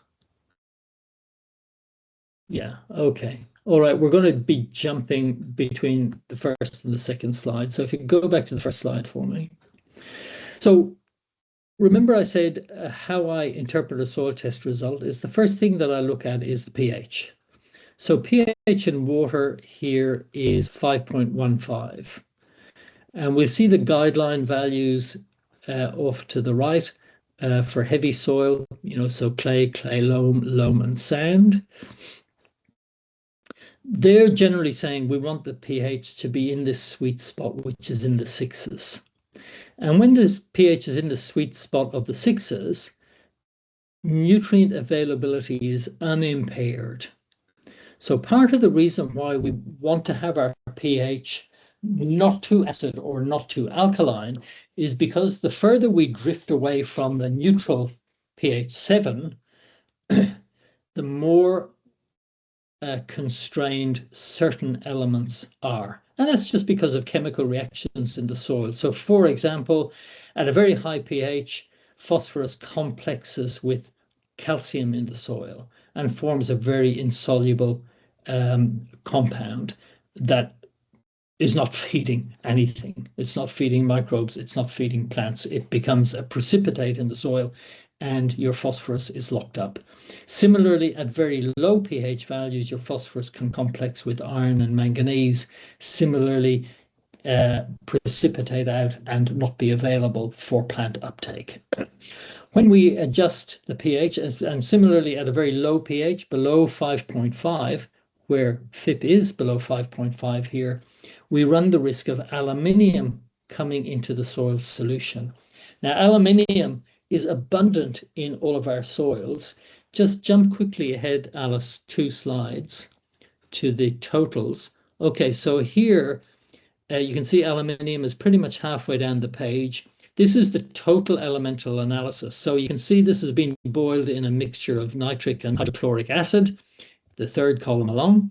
And we see that we've got total aluminium of 5,000. That's actually not very high, which tells me we haven't got a whole lot of clay in this soil, which I haven't actually looked at yet, but we'll come back to that. You can see in the guideline values, total aluminium can be between 2,000 and 50,000. So in a high clay soil, so basically there's a truckload of aluminium in all of our soils. We want that aluminium to be not involved in any way in our plant growth. When the pH is less than 5.5, aluminium precipitates out and is an inert mineral element in the soil. Below 5.5, we can have aluminium coming into solution, into the soil solution, and when that happens, it can be very toxic to plant roots. Back to the first slide, please, Alice.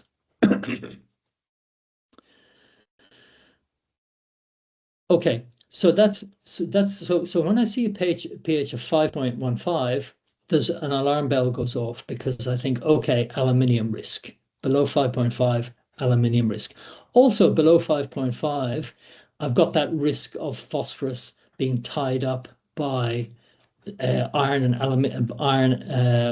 and manganese in the soil. So it's a little bit of a flashing light there for me. So the next thing I look at is the electrical conductivity, and we can see that our result here is 0.08, well below salinity threshold concerns. So I don't have a problem here with salinity. The next thing I want to look at is organic matter, which I think is on the second page, Alice.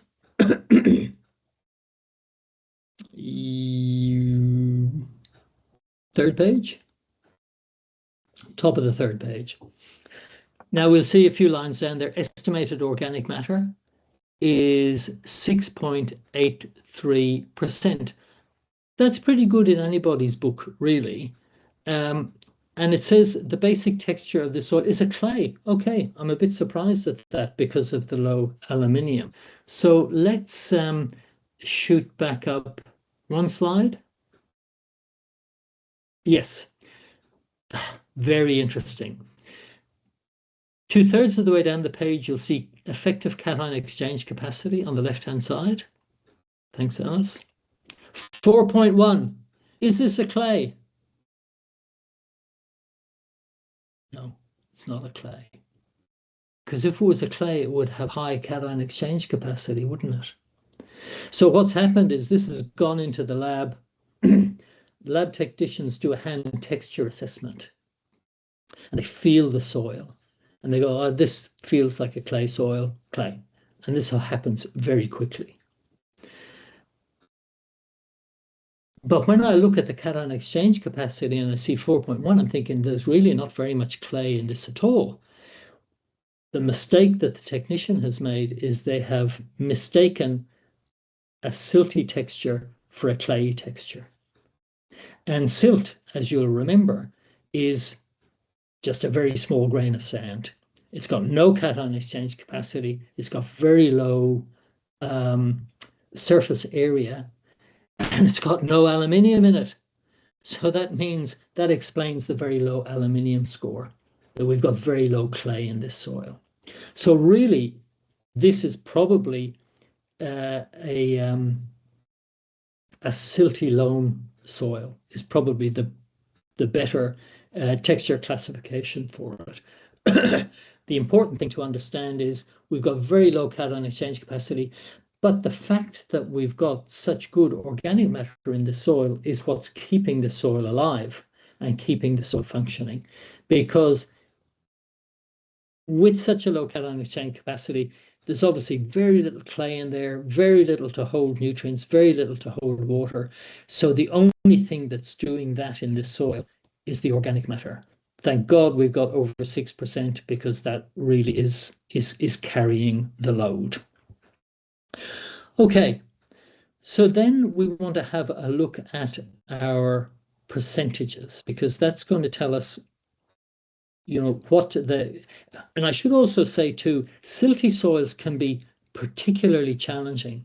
Remember I said that the proportion of calcium is not quite so important in a sandy soil as a clay soil because the sand grains butt up against each other and create spaces in between.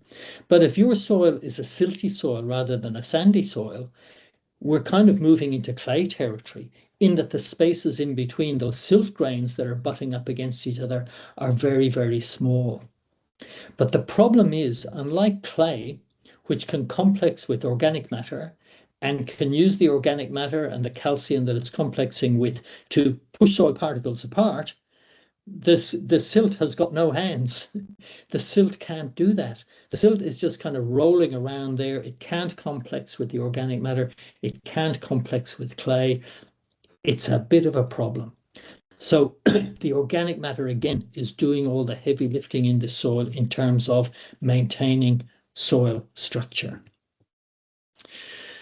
So when we look at the cation balance in the soil, we can see, well, we really have pretty low calcium.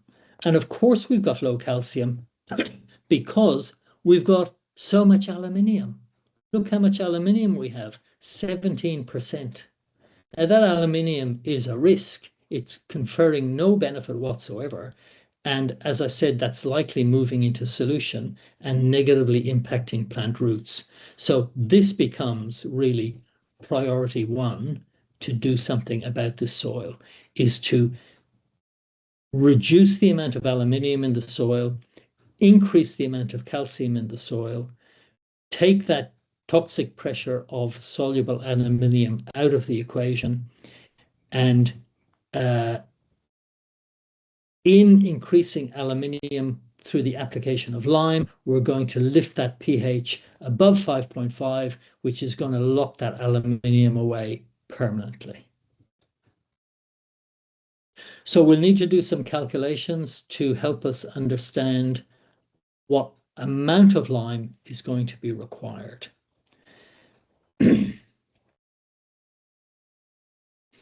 So the next thing I'm going to look at, now I've kind of figured out, I've got a handle on the growing conditions in this soil.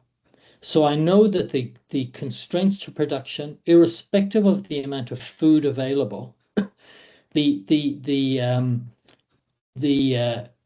compatibility, if you like, of this soil for plant growth is impaired by the elevated aluminium, the low pH, the low calcium proportion.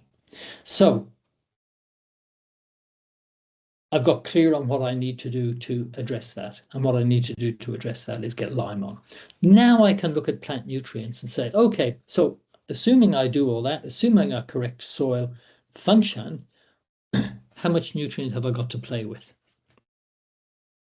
So I'll go back up to, I think, this first slide, Alice. And that's telling me, that's giving me information about the nutrient status of the soil. So you can see this soil test result has got a few. I completely ignore those top 4 soluble results. This is something EAL does this automatically. And I've said to them, why do you do it? Does anybody use it? And they go, no, we don't think so. And I said, well, save yourself the money. Stop doing this test. But they still do it. Anyway, and I know that I've talked to one of the senior technicians about it, and he says, yeah, it's stupid. We shouldn't be doing it, but we still do it. Similarly, why did they do the Bray test? I don't know anybody who looks at a Bray phosphorus test. I'm not interested in it. I delete it from my test results. The one I'm interested in is Commonwealth phosphorus. Interesting result. I've got 18 parts per million phosphorus here. Now, remember, we've got a soil with really low cation exchange capacity, which means really low nutrient holding capacity. But phosphorus is an anion, right? What's hanging onto the anion? What's hanging onto the anion? Organic matter is what's hanging onto the anion. So the organic matter is helping to hold phosphorus in the soil from what would certainly have been previous phosphorus fertilizer applications on this ground. Now, as you can see, so this is basically a very sandy soil. So our reference point are the numbers way over to the right, sandy soil guidelines for loamy sand. This is what we're talking about. So the ideal number there is 35 parts per million phosphorus. That's going to take a little bit of work to get that up there. So 35 is an optimal, but anything we can do to lift it above 18 is going to help us. So a lot of the time, as landholders, we're constrained by budgets. So, a quick mental kind of calculation tells me that I need 17 parts per million of phosphorus here. That's about 200 kilos of superphosphate per hectare, or 200 kilos of guano per hectare. Can I afford that this year? If the answer is no, I can only afford 100. Well, that's going to lift my phosphorus from 18 up to 27 or thereabouts. Okay, that's a better position. It might still be not at optimal, but I'm moving forward. I'm moving in the right direction, and I'm doing it incrementally. The next thing I want to look at is my nitrogen status. And available nitrogen is a function of nitrate plus ammonium. So available nitrogen just immediately under the phosphorus. Yep, there. Nitrogen typically exists in the form of nitrate and ammonium in most soils. So, and the plant can take up nitrate and ammonium equally easily. Actually, it takes up ammonium. The uptake of ammonium requires lower energy expenditure on the part of the plant, although the default in soils is that nitrogen will advance to the nitrate state more readily. But here we've got a higher ammonium result than the nitrate result. And when we combine those two together, I think we're looking at about 20.8 parts per million nitrogen, available nitrogen. Now, again, that's really pretty good, because we've got a very low nutrient holding capacity soil. Nitrogen, as I mentioned before, is a particularly flighty element. And so to have 20 parts per million is really pretty good. If this is complemented by a good legume base in the pasture, I'm not going to worry about nitrogen, about applying any more nitrogen, because this is a really good start. The contribution from legumes is going to support that and will meet the crop's needs. The next thing we'll look at is potassium, just because it's the next in the big three, and the available potassium, and this comes back to your question, Alice, we look at potassium in milligrams per kilogram, and we'll see that we have a result of 120 parts per million. And if we flash all the way over to the right-hand side, we'll see that the threshold value for sandy soil is 100. 120 is okay. That's not going to overly constrain production. So we can live with that. And particularly if we're having to prioritize strategically our resources, I can live with 120. That's okay. The next essential element I'm going to look at is sulfur, which is back up the list a little bit. And we'll see that our sulfur reading is 9.4. And again, flashing over to the right, we'll see that our requirement is for 7. We're in safe territory. I don't have to worry about sulfur. So that's the other thing. In a very sandy soil, it's pretty important to take a look at magnesium, because in very sandy soils, I said before, magnesium is usually plentiful, but that is certainly the case in clay soils. In sandy soils, magnesium can be pretty lean. So here we can see we've only got 113 parts per million of magnesium. It's still just about sufficient because we've got a lower threshold of 75 parts per million in a sandy soil. So again, a bit like potassium, definitely not over-endowed with magnesium, but enough in this soil. So this tells us that the main limiting factor amongst the macro elements is phosphorus. So some supplementary phosphorus would be appropriate in this situation. Let's have a quick look at the trace elements on, I think, the next page. Yes, there they are. So zinc, manganese, iron, copper, and boron. So zinc, we're at 1.6 parts per million, and you can see on the right our recommended threshold level is 3. So we're a little bit underdone with zinc. Manganese, surprising. We've got high manganese, but remember what I said about manganese and soil pH? In alkaline soils tends to really constrain manganese availability. Conversely, quite acid soils support iron and manganese availability. And look, we've got 2 very healthy figures for both iron and manganese in this very acid soil. It does mean that as we lift the pH into safer territory up towards 6, we'll probably see a small decline in those numbers, but not too significant. We don't see them being constrained until we're above 7. So we're still certainly in safe territory with those 2 trace elements. Copper, we're at 0.3. We want a minimum threshold level of 1.2. Boron, we're at 0.6. Their minimum threshold of 1 there is a little bit, I think that's a little bit high. 0.6 in a sandy soil is going to be fine with boron. But as I said before, with trace element deficiencies, we really want to correlate this with a deficiency in the plant tissue itself. So if we're concerned that our growth is constrained, so what I would say to FIP here is get your lime out and get your phosphorus out as your kind of number 1 and number 2 priority. I would say that you'll see a real bounce in the performance of these pastures with the input of those 2. If the pastures are still a bit sluggish and not performing the way they should, that's when I would do a tissue test to see if trace elements are dragging the chain. But I suspect that in your pastures were pretty well established. I imagine there's good mycorrhizal function in your soils in spite of the low pH. And so I would expect that their requirements for trace elements are being met. So I would put that on the kind of 3rd level of priority. Any questions about that soil test interpretation?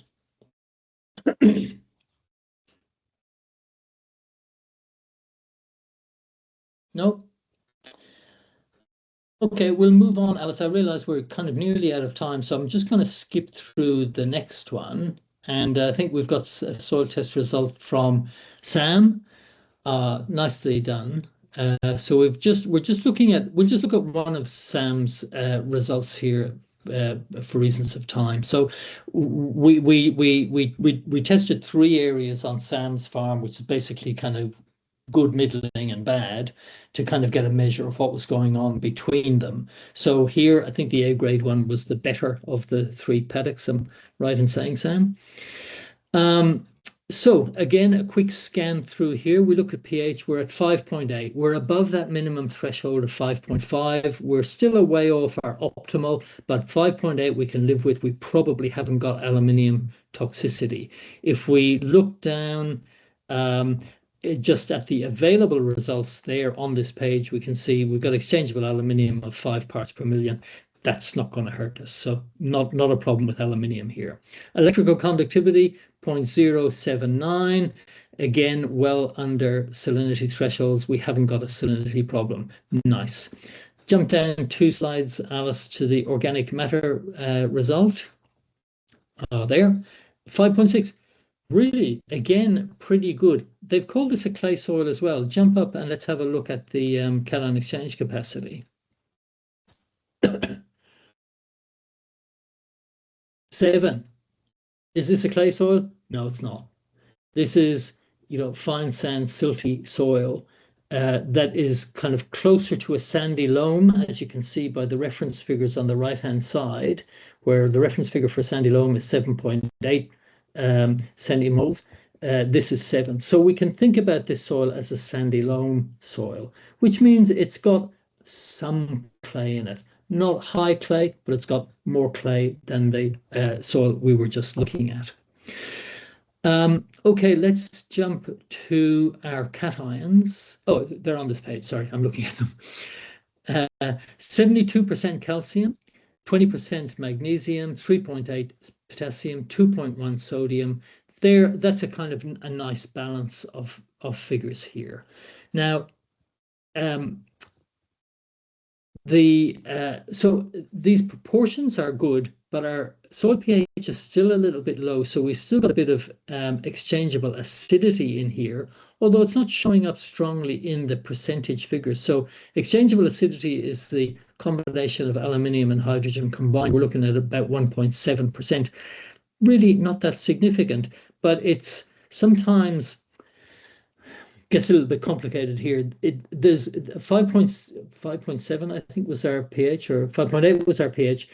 It's showing that there is a level of exchangeable acidity in the soil that's not really explained by these figures here. So that requires a little bit more consideration, but we don't need to worry about that for the time being. Right now, we've got a calcium-dominated soil. We've got good enough proportions of the different elements. Let's go now to our plant nutrients. So I think back up to the first page, Alice. So we'll quickly look at our big 3, NP and K. We can see nitrate, we've got 27.9 parts per million of nitrogen. Great, that's enough nitrogen for the time being. And like I say, if we've got additional legume in there in the way of subclover or something like that, happy days. Our phosphorus level, we look at Colwell phosphorus, we've only got 16 Colwell phosphorus. Our guide says 45. That's a little bit high, but in a sandy loam, we definitely want to be above 35. So we've got a bit of a phosphorus deficit here. Let's look at potassium now, our milligram per kilogram figure, and we're at 103 parts per million, and our guide is 150. That's 2/3 of the way down the page, Alice. So looks like we've got a potassium deficiency here as well. And because this is quite a light soil with not very much clay in it, I'm not thinking I'm going to be getting potassium from anywhere else. So I might need to think about supplementing some potassium. Again, because this is the next macro element we want to look at is sulfur, and we've got 6.3 parts per million sulfur, and ideally we would like 8. That's kind of marginal. That's borderline. I'm not going to oversweat that one, but I will look for opportunities to include sulfur if I am going to be doing any fertilizing. The next one I want to look at, again, because it's a light soil, is magnesium. So the magnesium at milligrams per kilogram is giving us a result of 171 we're above 145, we're in safe territory, don't need to worry about the magnesium. I had a little worry about magnesium because I had 70% calcium and only 20% magnesium in the percentages. And I thought, that's 20% of a low cation exchange capacity of whatever it was, 7.6 or something. But no, when I actually look at the figures, I can see that there's adequate magnesium here. So of the macro elements in this soil test result, I can see that I've got a constraint around phosphorus and I've got a constraint around potassium. My sulfur is marginal, my nitrogen is okay, my potassium's okay, and my magnesium's okay. So ideal world here, I would be applying phosphorus fertilizer. And given that my kind of overall deficit is nearly 30 parts per million, it's 29 parts per million, and superphosphate is 9%, that means I need to put on a bit over 300 kilos of superphosphate to bring myself up to that level of 45. Now, that's a pretty expensive undertaking, and because I've got a lot of land, that's going to break the bank. So I'm probably not going to be able to do that. If I can put on any, I would say I'm going to put on maybe some of my better paddocks where I can get a bit of extra production to pay for that. But I'm going to have to be thinking strategically about, do I apply phosphorus or do I apply it at all, and how much do I apply? Similarly, I look at the potassium level and I can see that that is at a suboptimal level as well. If I'm in a situation where I'm just, sorry, I'll take a step back. So if I'm going to apply potassium here, or in fact, anytime I apply potassium, I want to apply potassium sulfate. So if I'm applying potassium sulfate, the nice thing about that is it's going to give me sulfate. It'll give me sulfur, and it's going to address the marginal sulfur condition in my soil. So look at the compound that you're applying, and often you can kind of get two bangs for your buck here. Now, the problem with potassium sulfate is it's a fair bit more expensive. It's probably 50% more expensive than potassium chloride, muriate of potash, which is what the fertilizer companies kind of wheel out as a matter of course, purely because of its relative cheapness. But potassium chloride is 51% chloride and 49% potassium. You're dumping an awful lot of salt on your land, and that can have a deleterious impact on soil microbiological communities. So I'm pretty cautious. I will almost never recommend muriate of potash, potassium chloride for that reason. I will almost always recommend potassium sulfate, but it does come at a much higher premium. Now, supposing in this situation I go, look, I've had a really crap year. I see I need these fertilizers in my soil, but I just can't afford any fertilizer at all this year. I'm just going to switch to kind of survival mode this year, which is the situation that we often find ourselves in if we have a bad year or there's drought or whatever other kind of, plague or infestation, besets us as farmers. Here, I'm just going to say, I'm going to throw myself on nature's bosom and say, nature, I want you to rescue me here. I'm going to really reduce my stocking rate. I'm going to take as much pressure off these paddocks as I can, because I know if I was to leave them alone, they will grow. If I'm to take all my animals off this paddock, if I'm to kind of walk away from the farm will grow. So what I might do is some parts of the farm that maybe are in worse condition than others, I will just destock them and I will rest that area if I can rest it for a year, that's what I will do. and I'll work the other part of the farm. I'll nurture it. I'll shepherd my resources on that part of the farm to get by, to get over this hump, to get over the particular challenge that's thrown my way, because I know that I can do nothing on this other part of the farm, leave nature to its devices, and it will grow. I might get a lot of weed. I don't actually care. It's better than nothing because the weeds are the early pioneers. If I can get grass growing at the same time as the weed, eventually the weeds will get overtaken.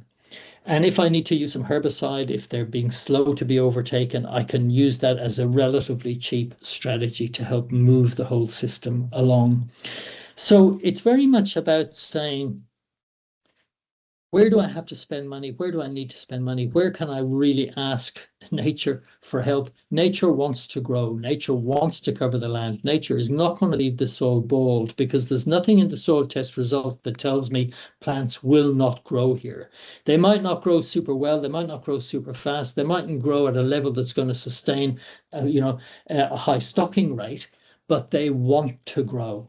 So in some cases, the thing to do is get out of the way, let nature do the healing for you, and then come back when a level of energy has been built in the soil by nature and the plants that it grows there. I might stop talking now, Alice. Are there any questions before I fall over, which is imminent? Please, I've been talking too much. Please ask a question, somebody. I have a question, and it is about the ratios. Stephen's got a question first about what are the names of those 3 resources for the visual soil assessment? Okay. Look, I'm going to send a copy of these slides to Alice, and she'll distribute them to everybody. So you'll have, the names of them are written on the slides, so you'll be able to chase those up. Easy, great. A quick question about ratios of different nutrients. So if one is, when do they enter problematic levels? Particularly when we're thinking about the macronutrients, and do they lock up some of the others if they're too high? They don't so much lock up some of the others. More typically, what we see is nutrient antagonism. So if we've got too much of one thing, it can prevent the uptake of something else by the plant. It basically muscles the other elements out. And this applies, this happens in plants, in animals, in soil, everywhere. If we have too much of one thing in our system, it impairs the uptake of something else. And so our biophysical functioning is impaired. So this is why we have these ranges applied for each of these elements. And these ranges have been developed over, lots of iterations of very sound agronomic and soil research that tells us what these optimal ranges are for 95% of plants. If you want to grow truffles, we're going to need to come up with a different set of ranges because these ranges won't grow truffles.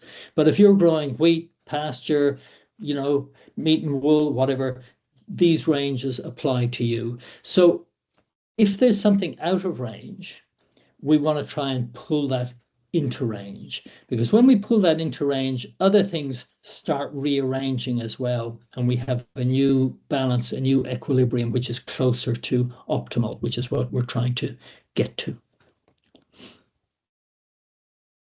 I liken it sometimes to, when you go to the doctor and you get a blood test, the doctors get the result back, and the key kind of indicators of health are listed, like cholesterol and iron and whatever else in your blood, and there's ranges applied. And because of biochemical individuality, my level of iron might be completely different to someone else's level of iron. But if we're all within the kind of range set by kind of, epidemiological levels or whatever they use, we're all healthy.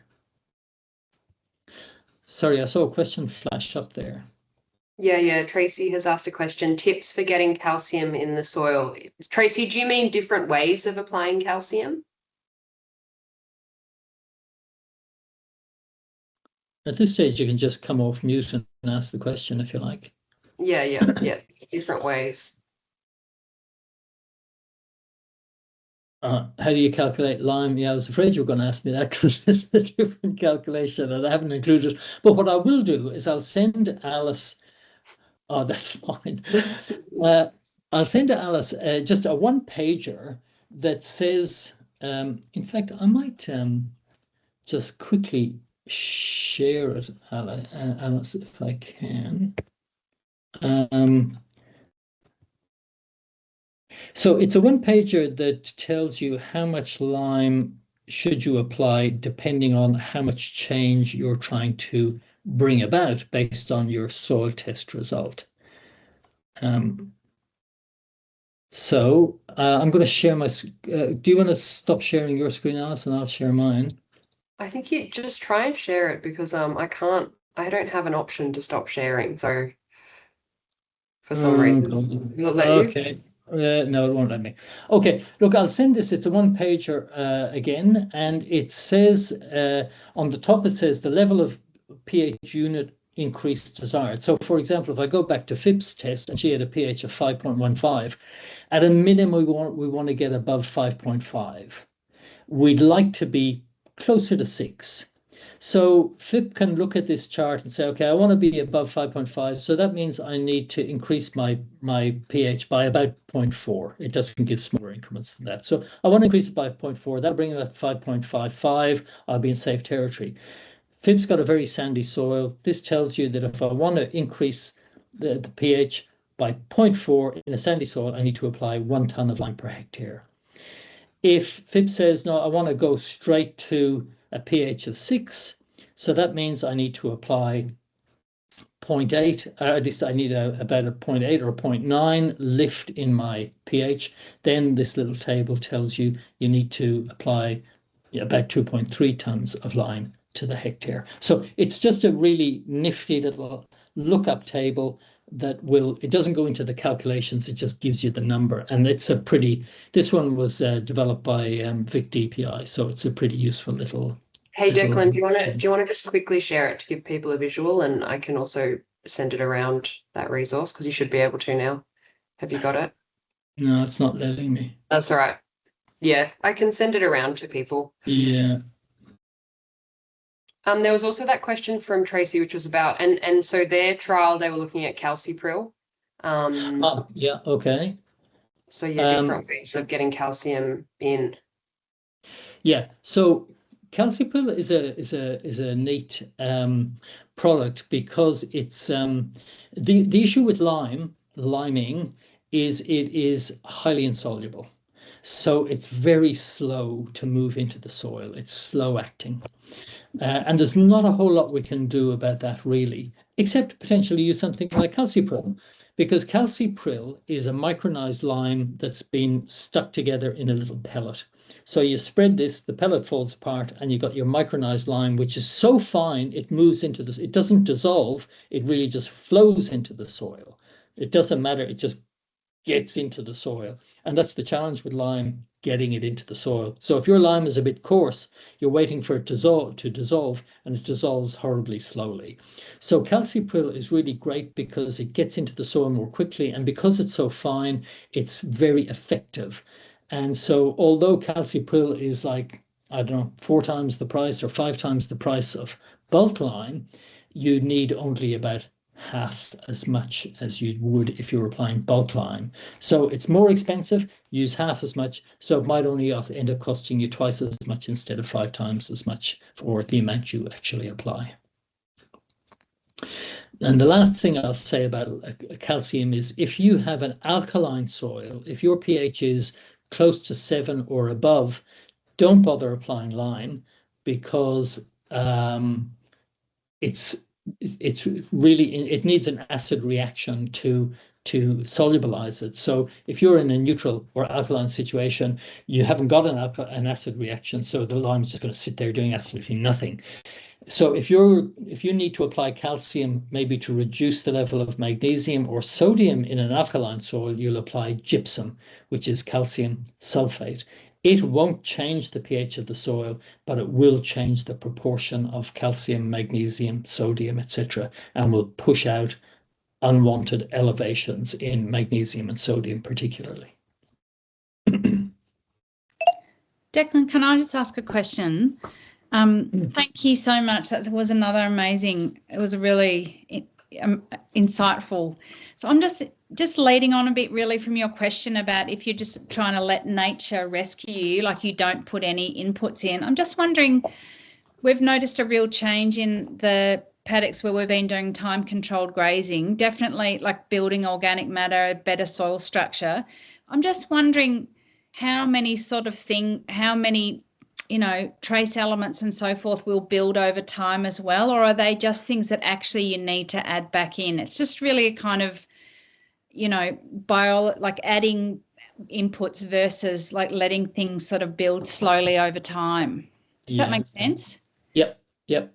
So if you think about how these various nutrient elements get into the soil, the vast majority are coming from the mineral fraction of the soil. So the rock base from which this soil derived. So it's why if you had if you're on basalt, for example, basalt is really quite a nutrient-rich rock. But if you're on granite or sandstone, they're nutrient-poor rocks. So if your soil derives from sandstone or gravel, you haven't got a big inheritance, if you like, of all these elements that will eventually become part of the soil and become available in the soil. Some of the ones that come in free, the principal one that's going to come in free is nitrogen, and that's through fixation from atmospheric nitrogen via legume roots or free-living nitrogen-fixing bacteria.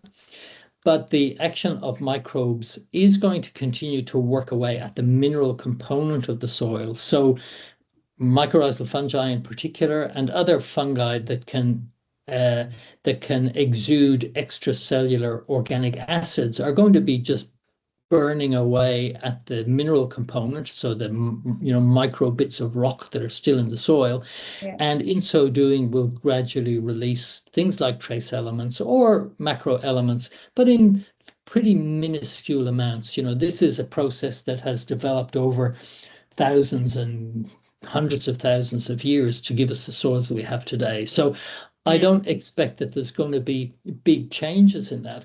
One of the ways that we can see changes, though, in a regenerative grazing model, which involves long rest periods and allowing plants to grow big and roots to grow deep, is it will start pulling up elements from deeper parts of the soil profile where they previously were just not available to plants growing with small root systems. So in that way, we can see increases in these elements over time in a soil test result, mainly because they've been relocated from deeper soil profiles and brought up into the upper part of the soil profile by plants. Yeah, that makes sense. Thank you. A question from Liz in the chat about calculating the formula for gypsum per hectare. That's a bit more complicated. So I have built a calculator to work out those kinds of things, but it's a bit cumbersome, and it involves a bit more kind of soil chemistry. So there will be lookup tables online in the same way as this one that I'm sending you for lime. So I would kind of direct you in that direction for the gypsum calculations.